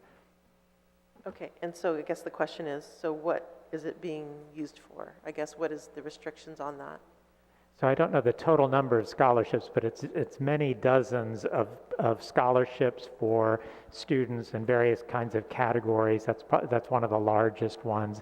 But there are also funds that are given for maintenance. So when you endow a classroom or endow a building, the money is set aside to generate funds to provide for maintenance, sometimes for renovation too. So with a new building, you typically don't have much in a maintenance endowment. I mean, you're not tapping it very much, but over time you might want to completely renovate the building, and so that you tap those funds for that purpose. So I guess this question now is for capital improvement projects, Mr. Leon-Guerrero, right? Regarding CIP, is there a master plan for UOG? And because I know, like School of Nursing, we've been in this hall before talking about how critical it is to expand the School of Nursing. And so how does this fit in with the, I guess, the capital improvement project? Is there a master plan, first of all, for UOG? We do have a plan, and currently, as we speak, we are currently looking to do, we're designing for 2 additional buildings for the School of Nursing, or the School of Health, and also for the Weary building. We're looking at building a couple more facilities. That's funded by EDA funding. Sorry, what is it funded by? Economic Development Authority funding, U.S. Department of Commerce funds. So you currently have, so what you're saying is you haven't gone out for a loan for those, or you're getting funding? how is that funding working for those projects? The EDA funding is a grant, and it's matched by what we've already pledged, and so that is in play, and that's what we're currently working on now. We've hired RIM architects to do the design, so we're at 35%, and we're looking to go out to bid to the contractors by September. Okay. Would this have any impact? So this USDA grant, would it have any, do you foresee any impact to these other projects? This USDA loan? Correct. Yes, the loan, sorry. Yeah, does it have an impact on these other projects in your master plan? You know, President Christ asked if we get one contractor, will we save money? It's possible, but that's, again, it's all, we're doing government procurement, so we have to go through, we have to be good stewards of how we procure, so. Okay, so yeah, ultimately, I guess we would have to keep in mind, because these all have to be paid back, and you know, The is there US EDA projected- grant is a grant, Okay. so grants you don't have to repay. Okay, but he was just saying that you would look for almost like matching funds. Is that what you were saying earlier? We do have matching funds, and that's already accounted for. Okay, so in there's pledge. no expectation that we're going to be paying for payments on these other projects? Is that what you're saying? Correct. Okay, so it's fully funded? No? Yes. Okay, so but what you're asking today is for, I guess, initial funding for USDA, and then from then on, it's going to be payments thereafter. Is that correct? Or is the endowment going to look for funding to pay for the 1.15 million, or how much is going to cost annually to pay back this loan? I don't know what the. So, Senator Perez, there's two separate, I think there are two separate projects that are in discussion right now that you're talking about. So we do have a US EDA grant that is set to help fund the nursing annex and the Water Environmental Research Institute building. That's separate and apart from this USDA loan, which is to fund the Student Success Center and the engineering annex. One is a loan and one is a grant. And then the 1.15 million is actually the lease payments that have been approved by this body through the budgetary process, with the source coming from the the property tax. Okay, yeah, I understand that point. Okay. One is entirely funded, the other one is going to require annual payments and appropriations. So this 1.15 million, is that sufficient to pay off this loan, this 30-year loan from USDA? That is correct. I think the only thing that we'll probably need to come back to this body for is the time frame, because there's been so much time lapse. So I think that was something that was needing to be addressed, but maybe not for this specific bill. So are you saying that you're going to need more money to pay off the loan? I don't know. I don't think it's more money, Senator, but I think because of the time lapse, because we've been trying to finance this for about 10 years, there was a deadline, I believe, on the current laws that are in place, and so it would just need an extension of time because the loan is starting, will start now or when we start constructing, instead of like in 2014. Okay, thank you. I appreciate that response. But can you confirm what are the annual payments for this 30-year loan? Right now, it's still at 1.15 million, to my knowledge.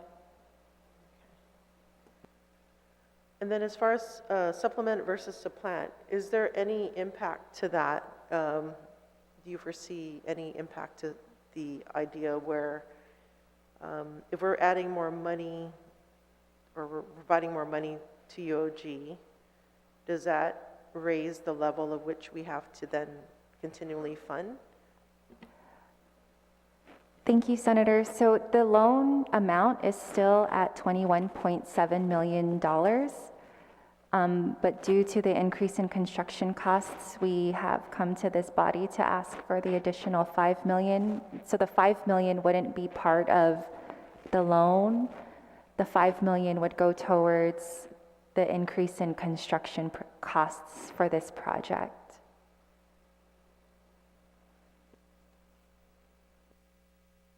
Okay. I think those are all my questions for now. Thank you. Thank you for the responses. Thank you, Senator Perez. Senator Brown.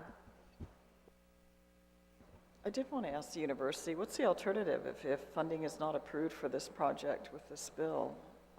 What are the options that UOG is looking at? Thank you, Senator, for that question. This is really near the end. We really do need this to move this forward.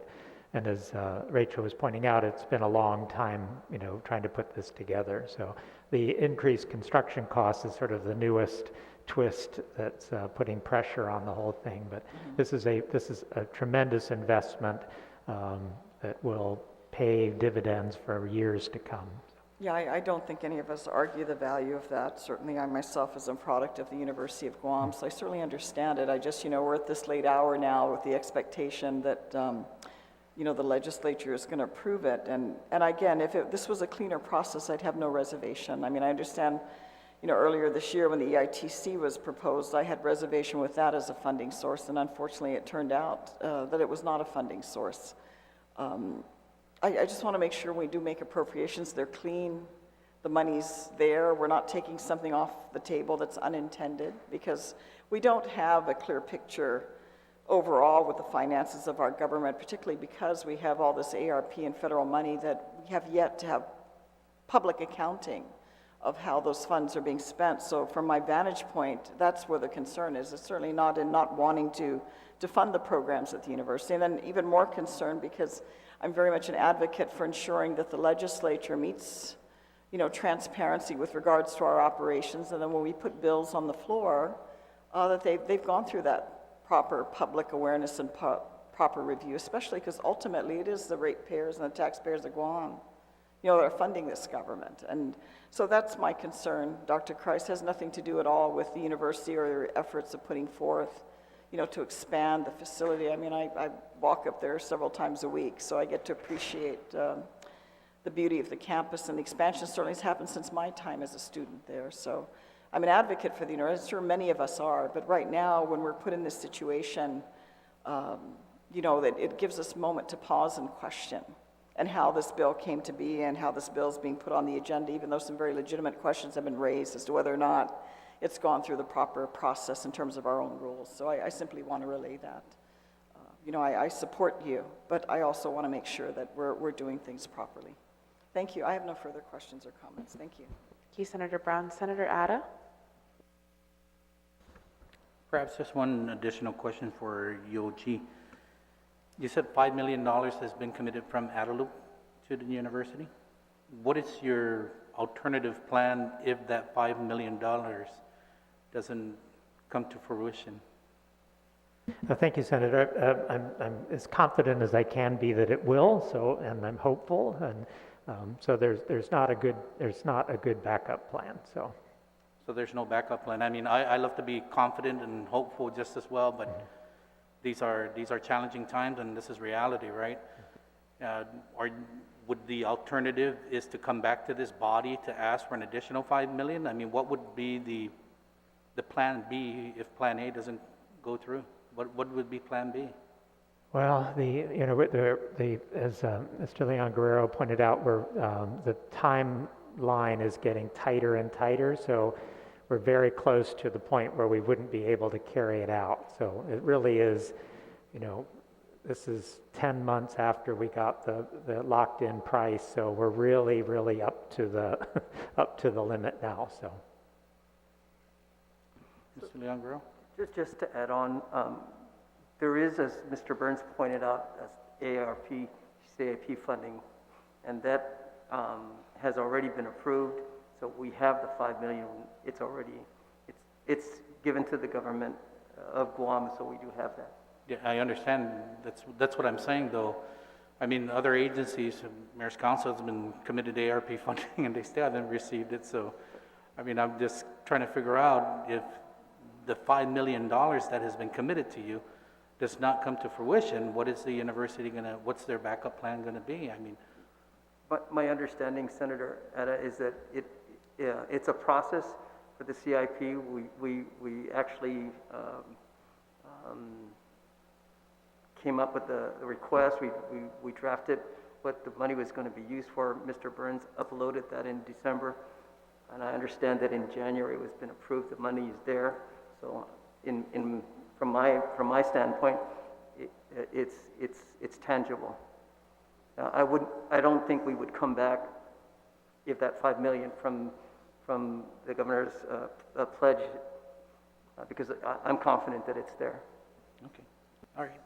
Thank you, Madam Chair. That's the only question I have. Thank you, Senator Ada. Senator Dueñas.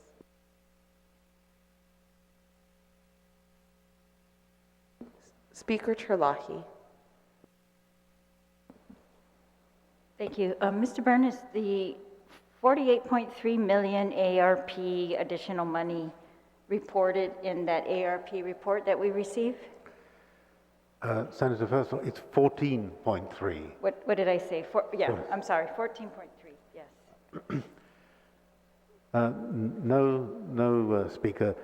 This, as I mentioned earlier, is completely separate. Okay. We don't have it yet. We have to, this is not an advance. This is actually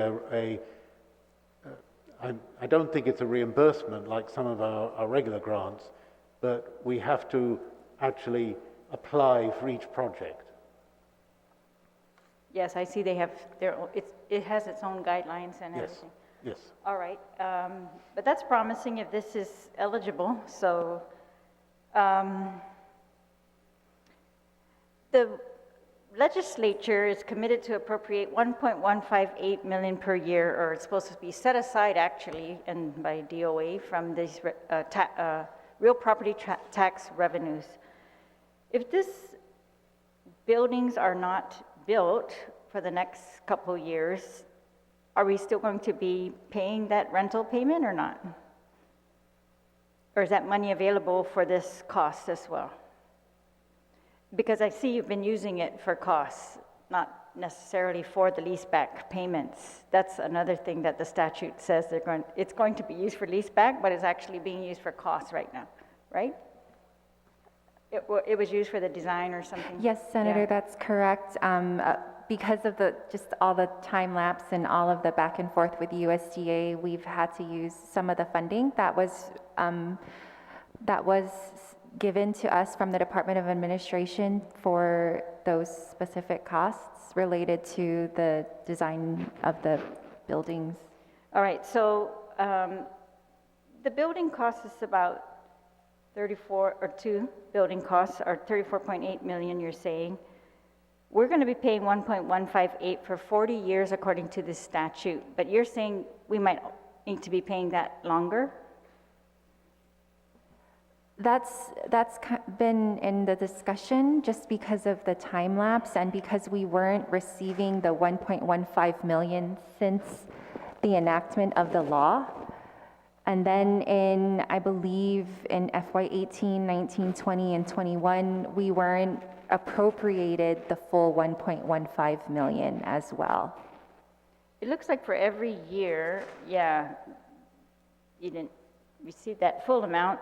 That amount wasn't spent on Simon Sanchez, that's for sure. So I'm just curious, yeah, what happened. I know Mr. Burns said there were shortfalls in the TEFF, but I don't think in every one of those years, because that was all based primarily on an increase in property taxes. That's what happened back then. So what about the naming opportunities? I guess I just wanted to throw this in there. I know that, so the people of Guam, the real property taxpayers are going to be paying no less than $40 million for these 2 buildings, right? That's just 1.158 times 40. That doesn't include any other additional calculations that you make for interest or whatever. But yeah, I don't know. I just feel like the honor really should be theirs, right? And if you can get funds for naming, I hope it's something, that's really representative of the cost of that building, versus what the people of Guam are putting into it. That's all I want to say in that regard, and I hope you understand what I'm saying. It's like $1 million to put your name on a building in perpetuity versus the 40 million plus the land plus everything that the people of Guam have put into it just does not compare. The infrastructure bill, Mr. Byrne, does that have any possibilities for the University of Guam? Was any money from there allocated for the university? Well, the infrastructure bill is a kind of framework. As I think I mentioned a couple of weeks ago, a number of agencies, including myself, attended a seminar with all the agencies that were afforded sums of money under the infrastructure bill. But generally, its purpose is infrastructure projects, and it really isn't designed for partial contributions to projects. And as the president of the university said, the need for this money is immediate, whereas these projects are basically 5-year projects, and I don't think one of them has yet had any funds released because agencies and federal agencies are struggling with the rules and regulations. Okay. And I'm sorry, did I get an answer to whether you need to make leaseback payments? When would those begin? After completion of the construction, is that right? So that would be completion of both buildings? Madam Speaker, the USDA has kept them as a single project, so in their Right. minds it's a single. We can't separate them, they have to be together. So both buildings?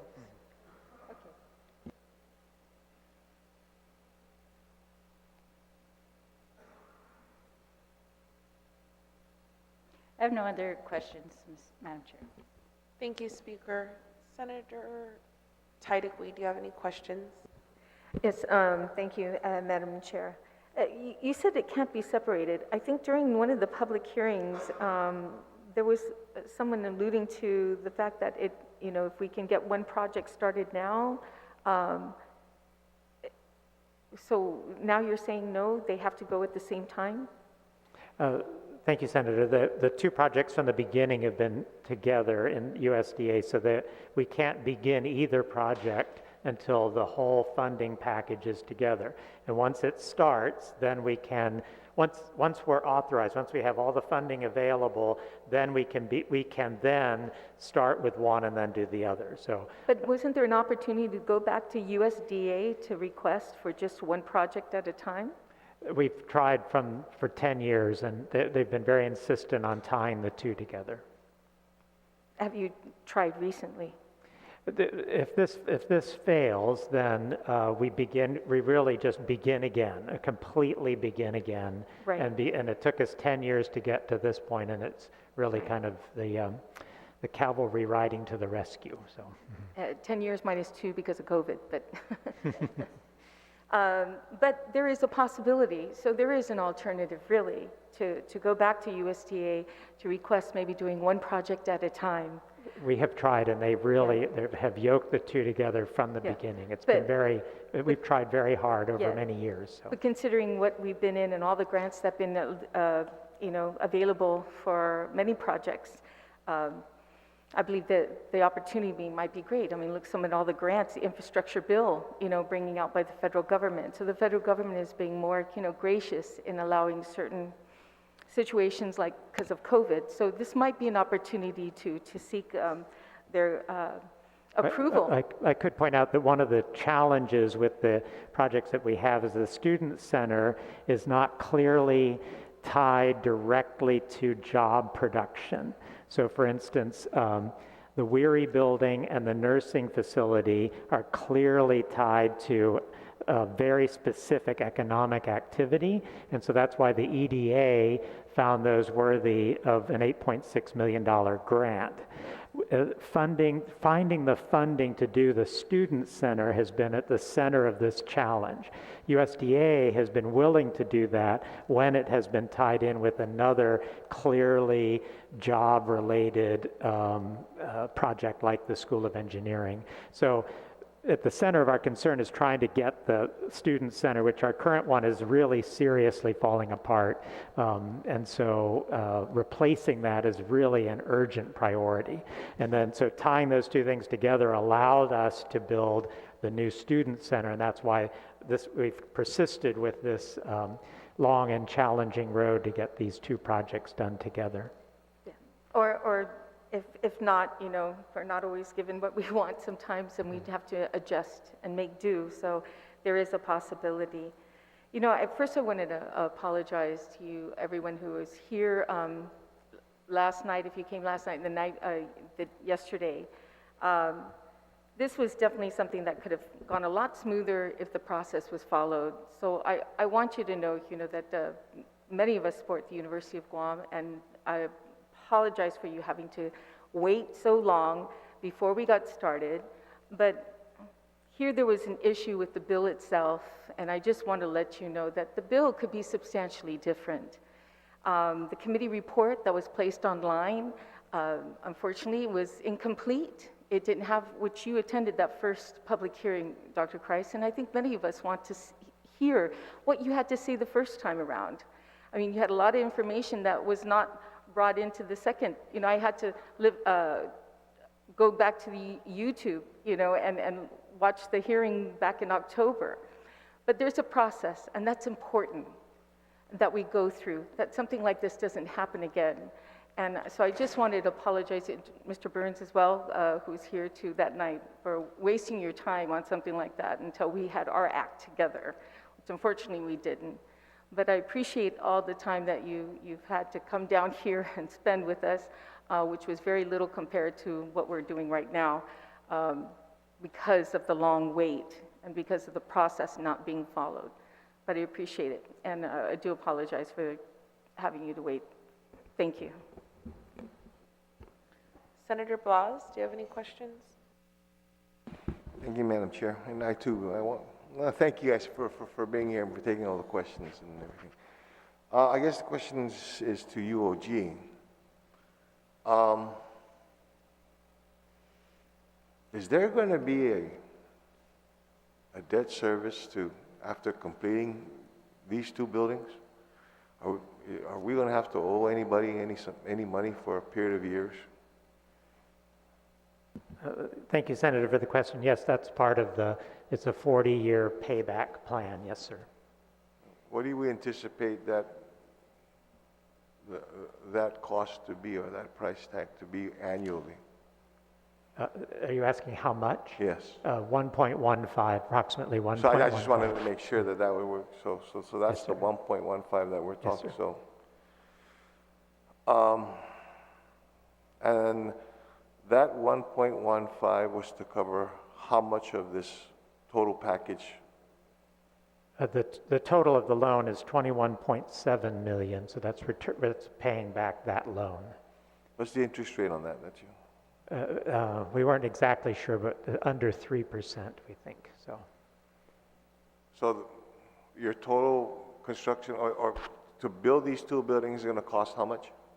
Well, with the cost increase and the reason for this hearing and this bill, the total we estimate is $34.88 million. That's including construction management and contingency. Okay. So another thing that this body needs to consider is that on top of your request here for an appropriation, is that we're going to then also increase government annual debt by $1.15 million. No, sir, this is a lease-back arrangement with the USG Endowment Foundation, and the purpose of that is to avoid having this count against the debt. Sure. I understand. So- You know, that brings up an interesting, another question I have. Does the charter or the foundation have in its charter the ability to be able to get into this arrangement? Yes, already? sir. Yes, sir, they do. Mhm. So we're gonna lease the land to the foundation, so they can. So who is this money going to? UOG or to the foundation? Do you want to? Thank you, Senator. Are you referring to the USDA loan, or are you referring to the $5 million that we're talking about? I'm talking about the 5 million we're talking about. The $5 million would come to the University of Guam as prescribed in this bill, but because we have that relationship with the endowment and we utilize the same system, it would just be almost like a, I guess maybe the good term to use is like a pass-through. But actually, no, I'm sorry, I should take that back, because we are in charge of paying the construction vendors. So the $5 million would come to the university, and we would pay the vendors upon completion of the contract, completion of procurement, to make payments to them with the $5 million plus the loan proceeds from the endowment foundation. So who owns the liability on the payment? The University of Guam or the foundation? The foundation is the name that is on the USDA loan.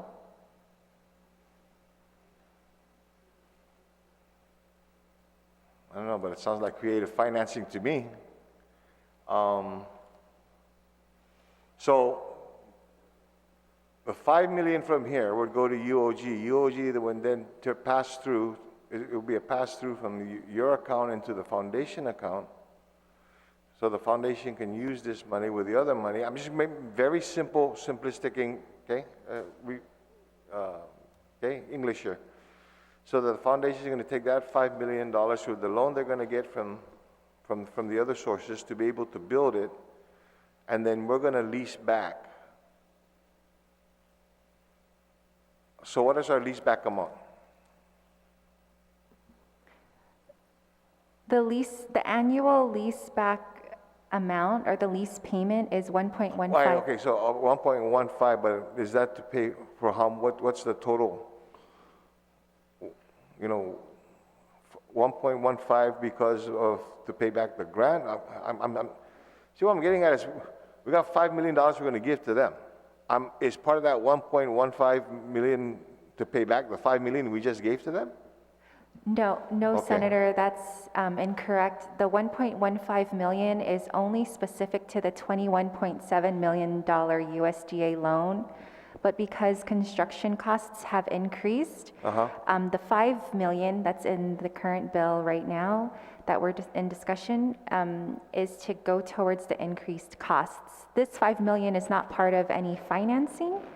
It would just go to pay towards the increased construction costs. Okay. And the increased construction costs, Mr. Leangrao, this is based on October figures? Estimates? It's based on last July's figures. Yes. Last July? Yes. And our deadline is the end of May, or they're going to... For the School of Engineering.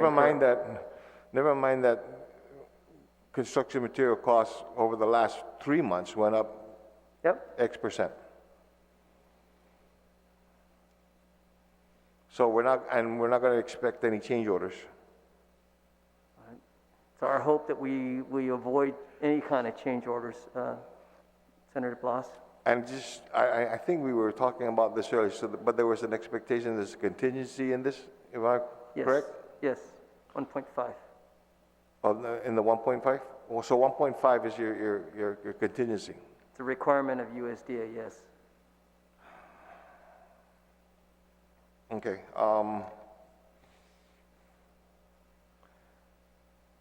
Again, here's where my heart, basically is troubled. Okay, I want to support you. I like the idea of brick and mortar.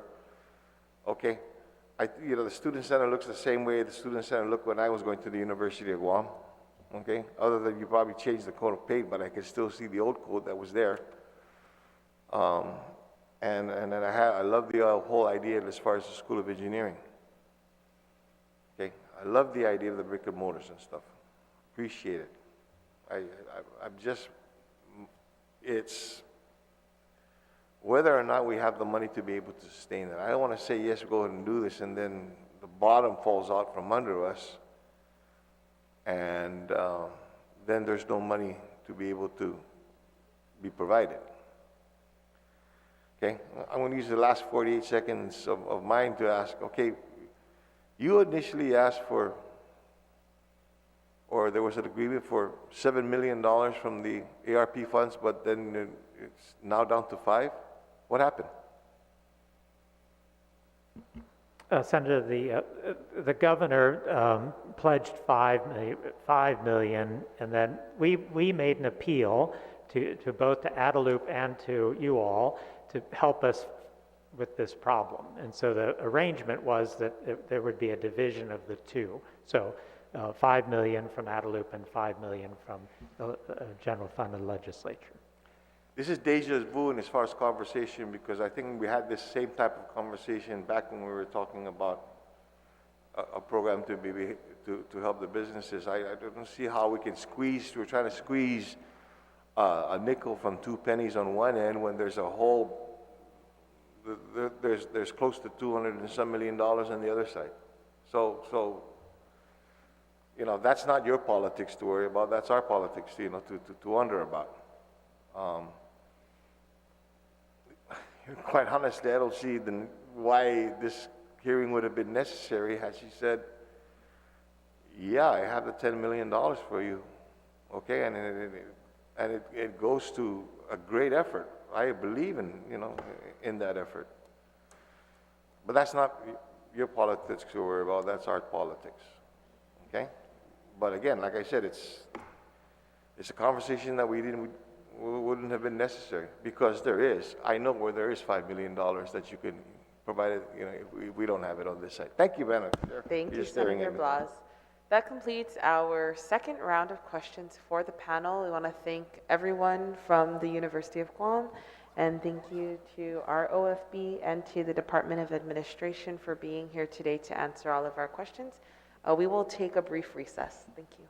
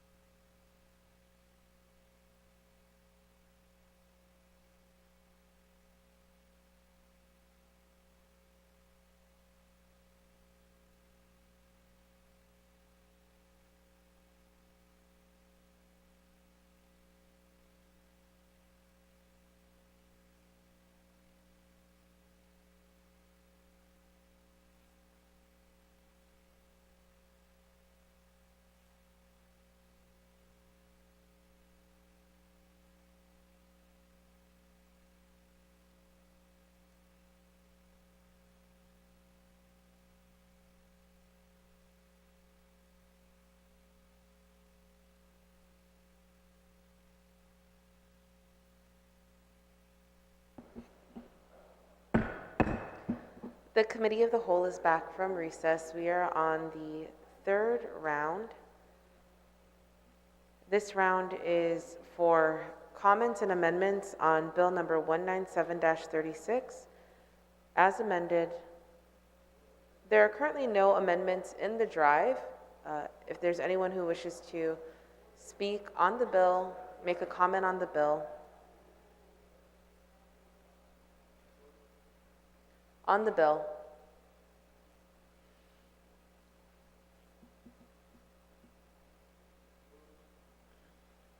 On the bill, Speaker Terlahi. Thank you, Madam Chair. Yeah, I would like to just make comment on the bill. So the bill proposes that we take $5 million from the general fund. Because we've already appropriated all the revenues we predicted, this would be, in reality, $5 million from excess revenues FY 2022, and putting it towards the University of Guam, these construction projects.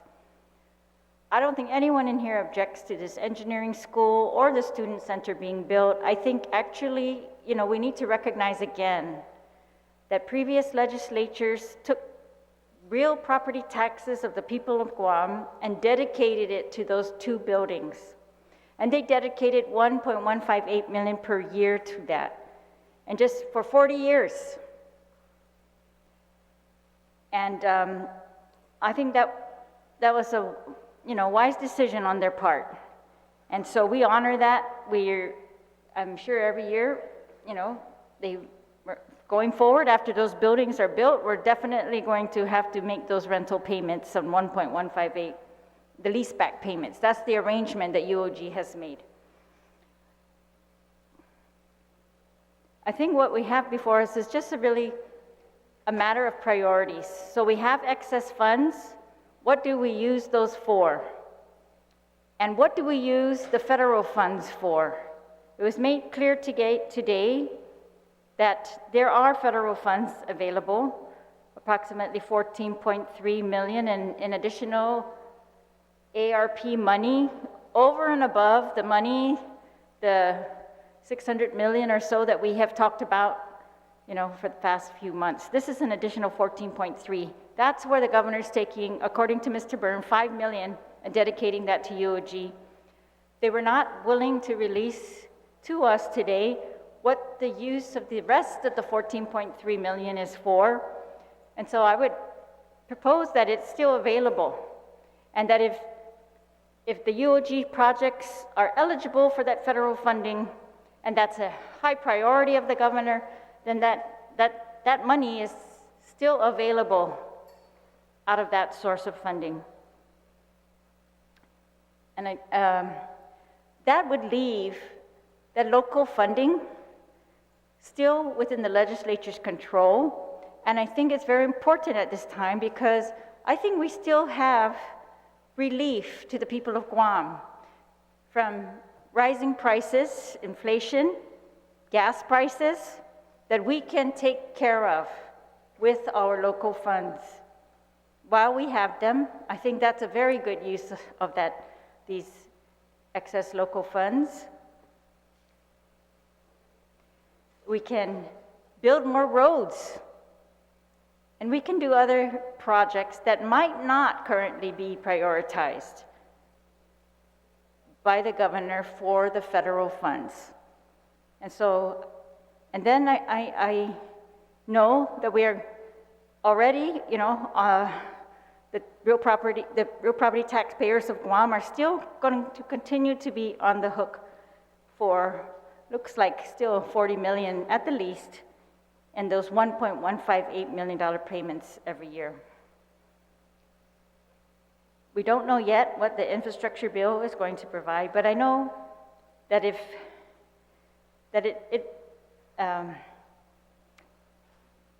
it's a priority, that they can take this money and use it for this project from the 14.3. We know that previous administrations, it looks to us, and even this one, according to the accounting that I received from Mr. Randy Wiegand yesterday, have not given UOG the full amount that was due to them from that 1.158, that the law mandated would be set aside for the leaseback payments.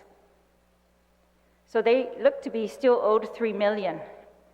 And maybe DOA can find a way to make good on that $3 million that, we always think when the special funds are short, they cover them with general funds. Or they said they cleared up all deficit. So I would think that all of those set-asides that were mandated by law could be covered the same way they covered deficit. And so those are just my thoughts that I'm thinking that we as a legislature, we can only control certain parts of the money on Guam. And it's obvious we don't know what some of those federal funds are going to be used for. And I think, so this is a prudent way for us to hold back on the use of the local funds and let them use the federal funds since it's eligible. Thank you, Madam Chair. Thank you, Madam Speaker. On the bill, comments on the bill? Senator Blas, you are recognized. Thank you, Madam Chair. Madam Chair, I don't think there's any consternation, and there's anybody on this floor that does not want to be able to help in this area. It's a worthy cause. It's a good reason. It's brick and mortar. It would help for helping to build our economy and get the university the tools necessary for expansion and stuff. I guess my consternation and my concern is this whole thing. We're going through this whole exercise because we need to, very simply, we're going to need to look at a cost share, a match, if you will, between the monies that we're trying to hold on and we're trying to make sure that this government that our people expect to continue to run continues to run with a purse, with a pot that still exists in excess of millions of dollars that could have easily funded what they came here to fund, ask us to fund. Madam Chair,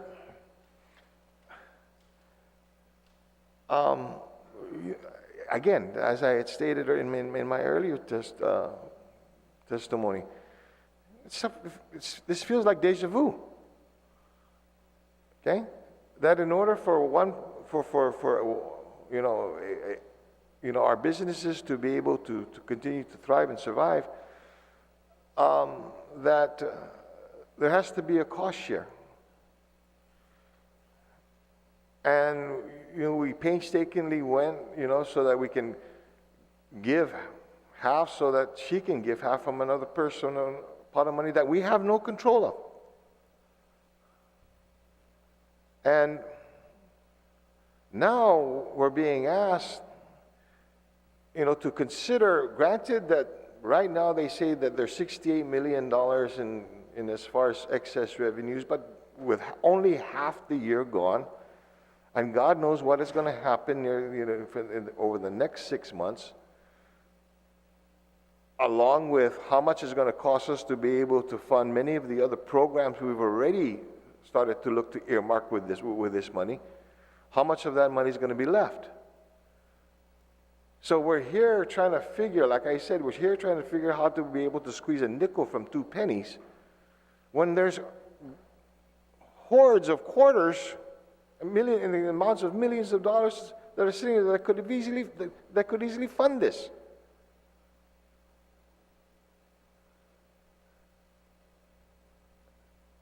And I don't want to put it's basically staking the lives of our people, staking the services that our people expect and deserve to be able to get from its government, so that we can provide a match,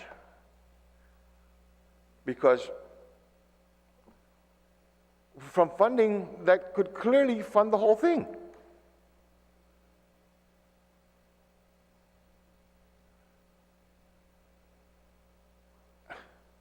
Now, if this was going to be legislation to be able to authorize that kind of action, I'm all for it.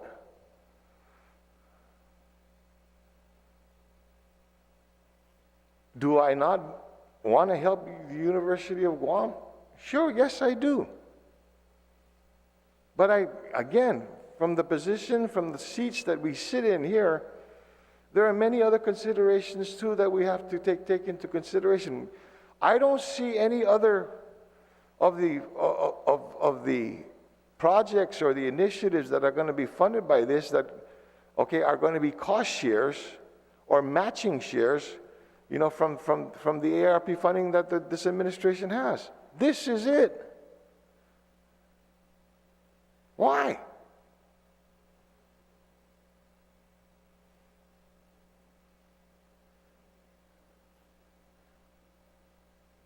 You know, this is an affront to wanting to make sure, first off, that we spend prudently, we spend the right way, but we don't go over what we don't have. So I'm asking, Governor, please, you've got the $10 million, so you don't need an extra $5 billion from the people of Guam. Give it to the University of Guam. Thank you very much. On the bill, Senator Vice Speaker Tina Munoz-Barnes. Thank you very much, Madam Chair, and I promise I won't take long. I know that there's the State of the Island Judiciary tomorrow, and I know that they're trying to set up tonight, but I want to share with you, Madam Chair, I know that there is a fundamental difference between an expense and an investment. An expense is short-term. It pays shortened returns. A school of engineering solves a need that businesses have highlighted for years. Billions in federal construction revenue without the local engineering talent to secure it.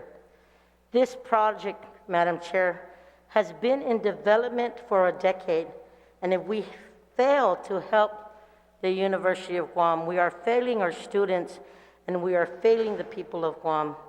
Madam Chair, I remember in Public Law 30-201, I know that the good speaker, Juan Pat at that time, pushed this effort with Senator Ogden and the rest of us in that legislature, and I think that we got to complete the projects that we've already passed, and I think that I implore my colleagues to support the effort. So thank you, Madam Chair. I know we're up against the 5 o'clock hour and those folks that need a change, but I hope my colleagues consider this effort and support this measure.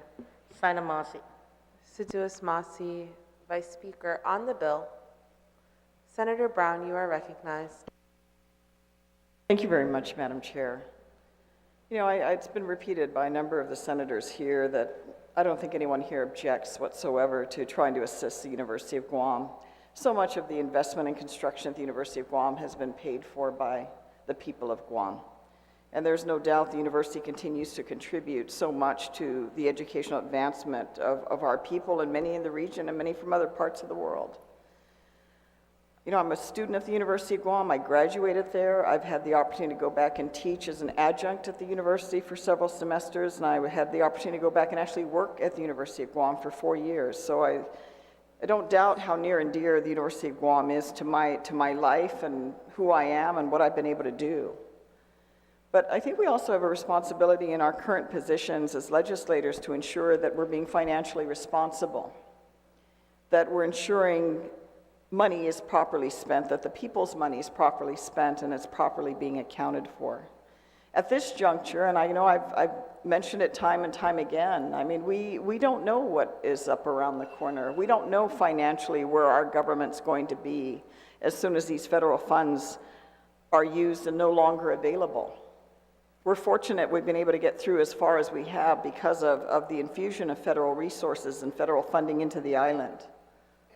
I would love to see these buildings built. I would love to see the engineering school built. I certainly would love to see the restoration of a new student center, because that certainly was the same student center that I attended, and many have, that those buildings have been there for almost 50 plus years.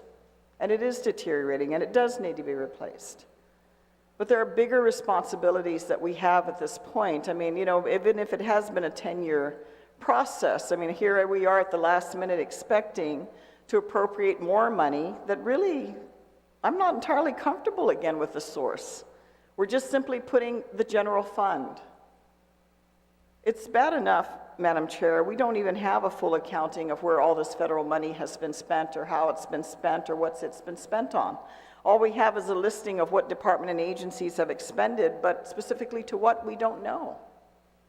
And that, to me, how are we supposed to function like that? I argued during the budget that we shouldn't be appropriating money without knowing how the front office, how the governor intends to spend this federal funds, so we could offset with money that we actually have control over to ensure that we can cover other areas that the federal money couldn't to address concerns within our government. And it doesn't begin and end here. There are other responsibilities and requirements and demands of our people that are going to come up in the next few months, in the next year, and the year after, that we're not able to fund. And to appropriate in the blind, as important as the need is, to expect us to appropriate in the blind to do that. And as some of our other colleagues have mentioned, when the governor has all these funds that she's not accounted for. I didn't realize deals were being cut to decide that, oh, I'll pay half in the legislature, you pay the other half.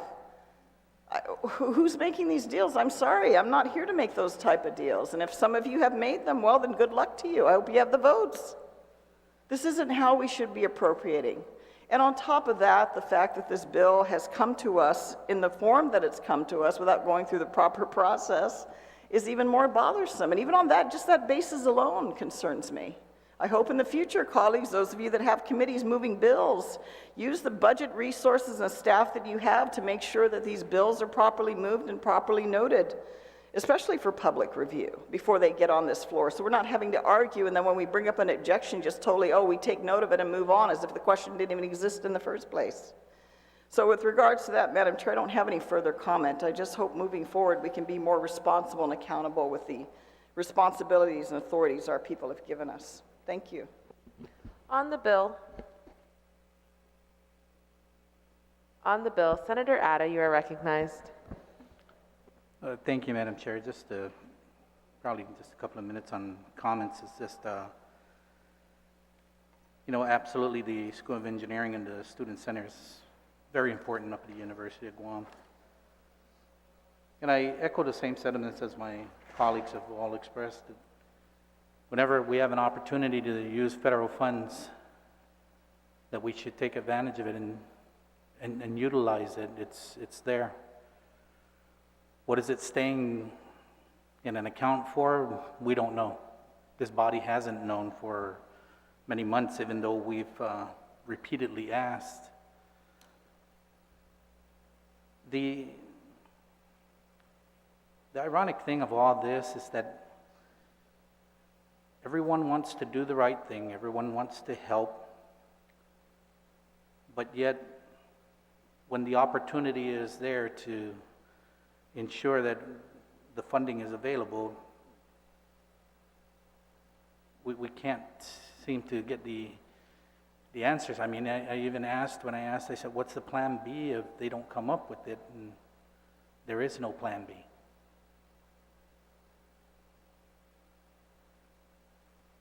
So I think when we can utilize federal funds, let's do what we can to use as much federal funding to give to the university so that they can get this project forward. Absolutely, we're not sure what the future holds for the general fund. I mean, we just all have to, I guess, like they say, right? Trust but verify. We trust what they say, but a lot of times we can't verify it. So this is one of those pieces of legislation that's difficult. You want to give what they ask for, but yet we have that fiduciary responsibility to ensure that we're doing things the appropriate way. Thank you, Madam Chair. Thank you, Senator Atta. On the bill, Senator Snagostine, you may close. Thank you, Madam Chair. Colleagues,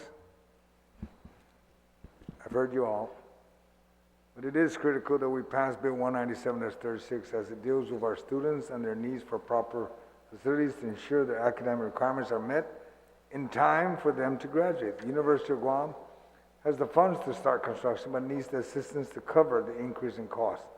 due to higher prices and lack of resources. It is our duty to ensure our children are fully equipped with the proper knowledge and tools to become a productive member of our society. I hope for the affirmative support of my colleagues for Bill 197, appropriating $5 million to provide additional assistance to the University of Guam for the Student Services Center and the School of Engineering buildings. Thank you, Madam Chair. Sidosmasi, Senator San Augustine, you have a motion? Thank you, Madam Chair. I move that Bill 197-36 CR as amended and further amended by the Committee on General Government Operations, Appropriate and Housing with the recommendation of the Committee of the Whole to be placed on the third reading file.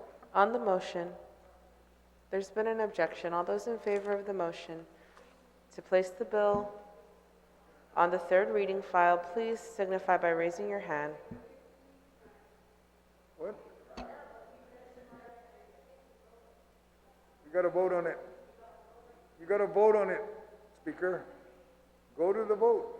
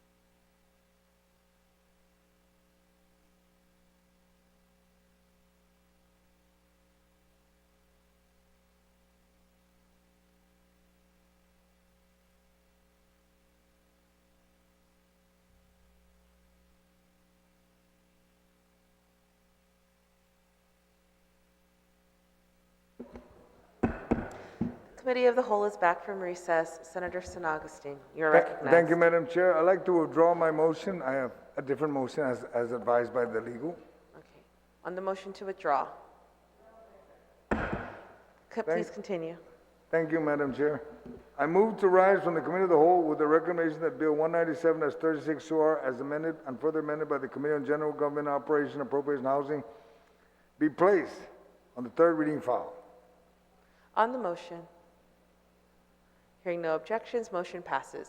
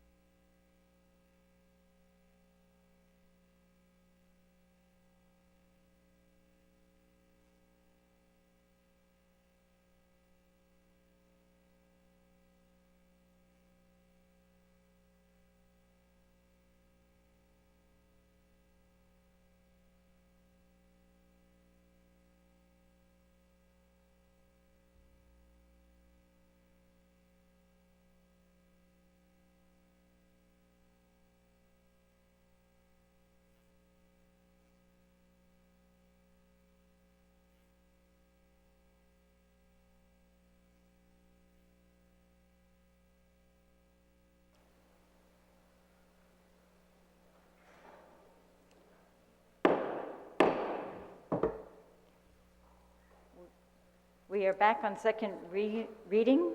We have risen from the Committee of the Whole. Senator San Augustine, you are recognized. Thank you, Madam Speaker. I wish to report back to the body after deliberation of Bill 197 as 36 2R as amended and further amended by the Committee on General Government Operation, Appropriation, and Housing, that the recommendation of the Committee of the Whole is to place 197 as 36 2R as amended and further amended by the Committee on General Government Operation, Appropriation, and Housing on the third reading file. On that motion to accept the recommendation of the Committee of the Whole to place the bill on the third reading, is there any objection? There's an objection. All in favor? Please. Roll call. Can you just raise your hand if you're calling for roll call? I see two. Okay, there's three. All right, clerks, please call roll.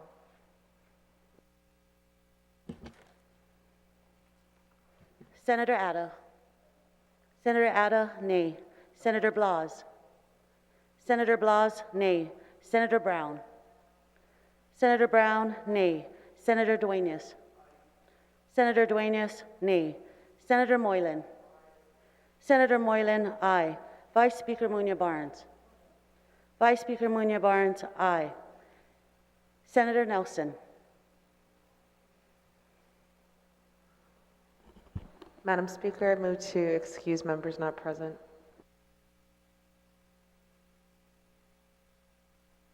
Motion to excuse members not present. Is there any objection? Seeing no objection, motion carries. Senator Nelson, excused. Senator Perez. Senator Perez, aye. Senator Rangel. Senator Rangel, aye. Senator San Augustine. Senator San Augustine, aye. Senator Shelton. Senator Shelton, aye. Senator Tydegui. Senator Tydegui, nay. Senator Terlahi. Senator Terlahi, excuse. Speaker Terlahi. Again. Speaker Terlahi, aye. Senator Torres. Senator Torres, excuse.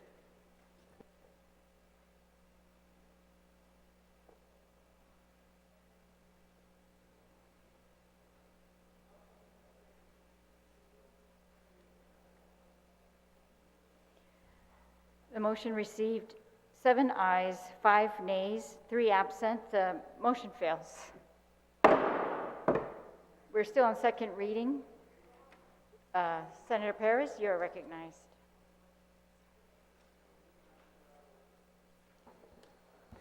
Thank you, Madam Speaker. I make the motion to go back to motions to reconsider the actions in the body on Bill 267-36 COR as amended by the Committee on Environment, Revenue and Taxation, Labor, Procurement, Statistics, Research, and Planning,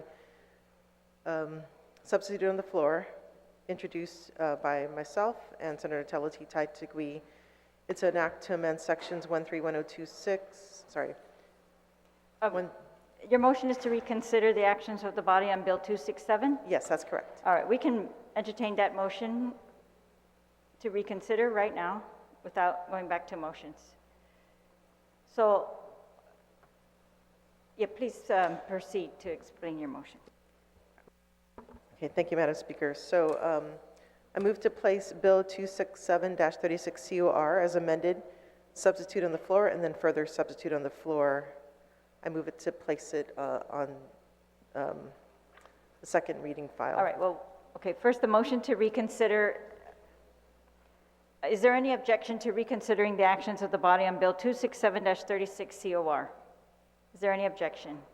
No objection, so ordered. Motion carries. Senator Perez, you're recognized. I move to place Bill 267-36 COR as amended and substituted on the floor, and then further substituted on the floor onto the second reading file. All right, so she's motioning to accept a further substituted on the floor version that's been passed out. On that motion, is there any objection? No objection, so motion carries. Senator Perez. Thank you, Madam Speaker. I move to place Bill 267-36 COR as amended, substitute on the floor, and further substitute on the floor into the third reading file, and I wish to discuss. Please proceed.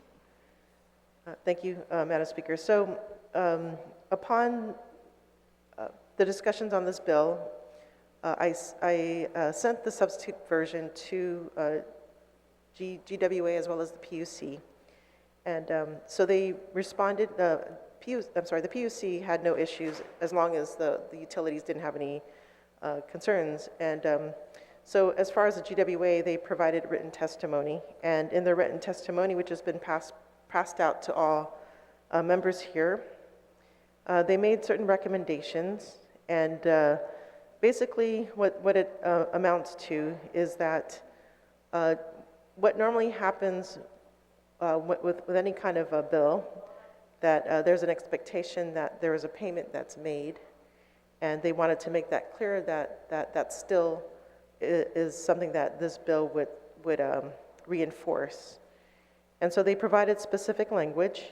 In particular, they wanted to clarify the definition of a deposit payment, which was used in the bill. And so that has been included in the bill. It reads, basically it would change the current definition to what it reads now in the bill, in section 2 of the bill. And so that section was added to make that adjustment so that it's aligned with everything else that's being proposed by this bill. So generally, what happens is a customer, whether they have a dispute or not, makes a payment, and that payment, should continue. So it reads, deposit payment means a cash payment to be made at the time a customer complaint is filed. Deposit payment shall not exceed an amount equal to average 3 months billing prior to the time the dispute arose. So that is one of the things they recommended that be changed. Versus everything else remains the same. So the whole intent of this bill was to remove unfair practices, which would require a 9% interest be paid to the utility in the case that the ratepayer it's found that the dispute is not in favor of the ratepayer, and vice versa. If the utility was found, if the ratepayer was, the the decision was made in favor of the utility, in favor of the ratepayer, then the utility would in turn have to pay the 9% interest, but eventually, which could potentially affect the rates altogether.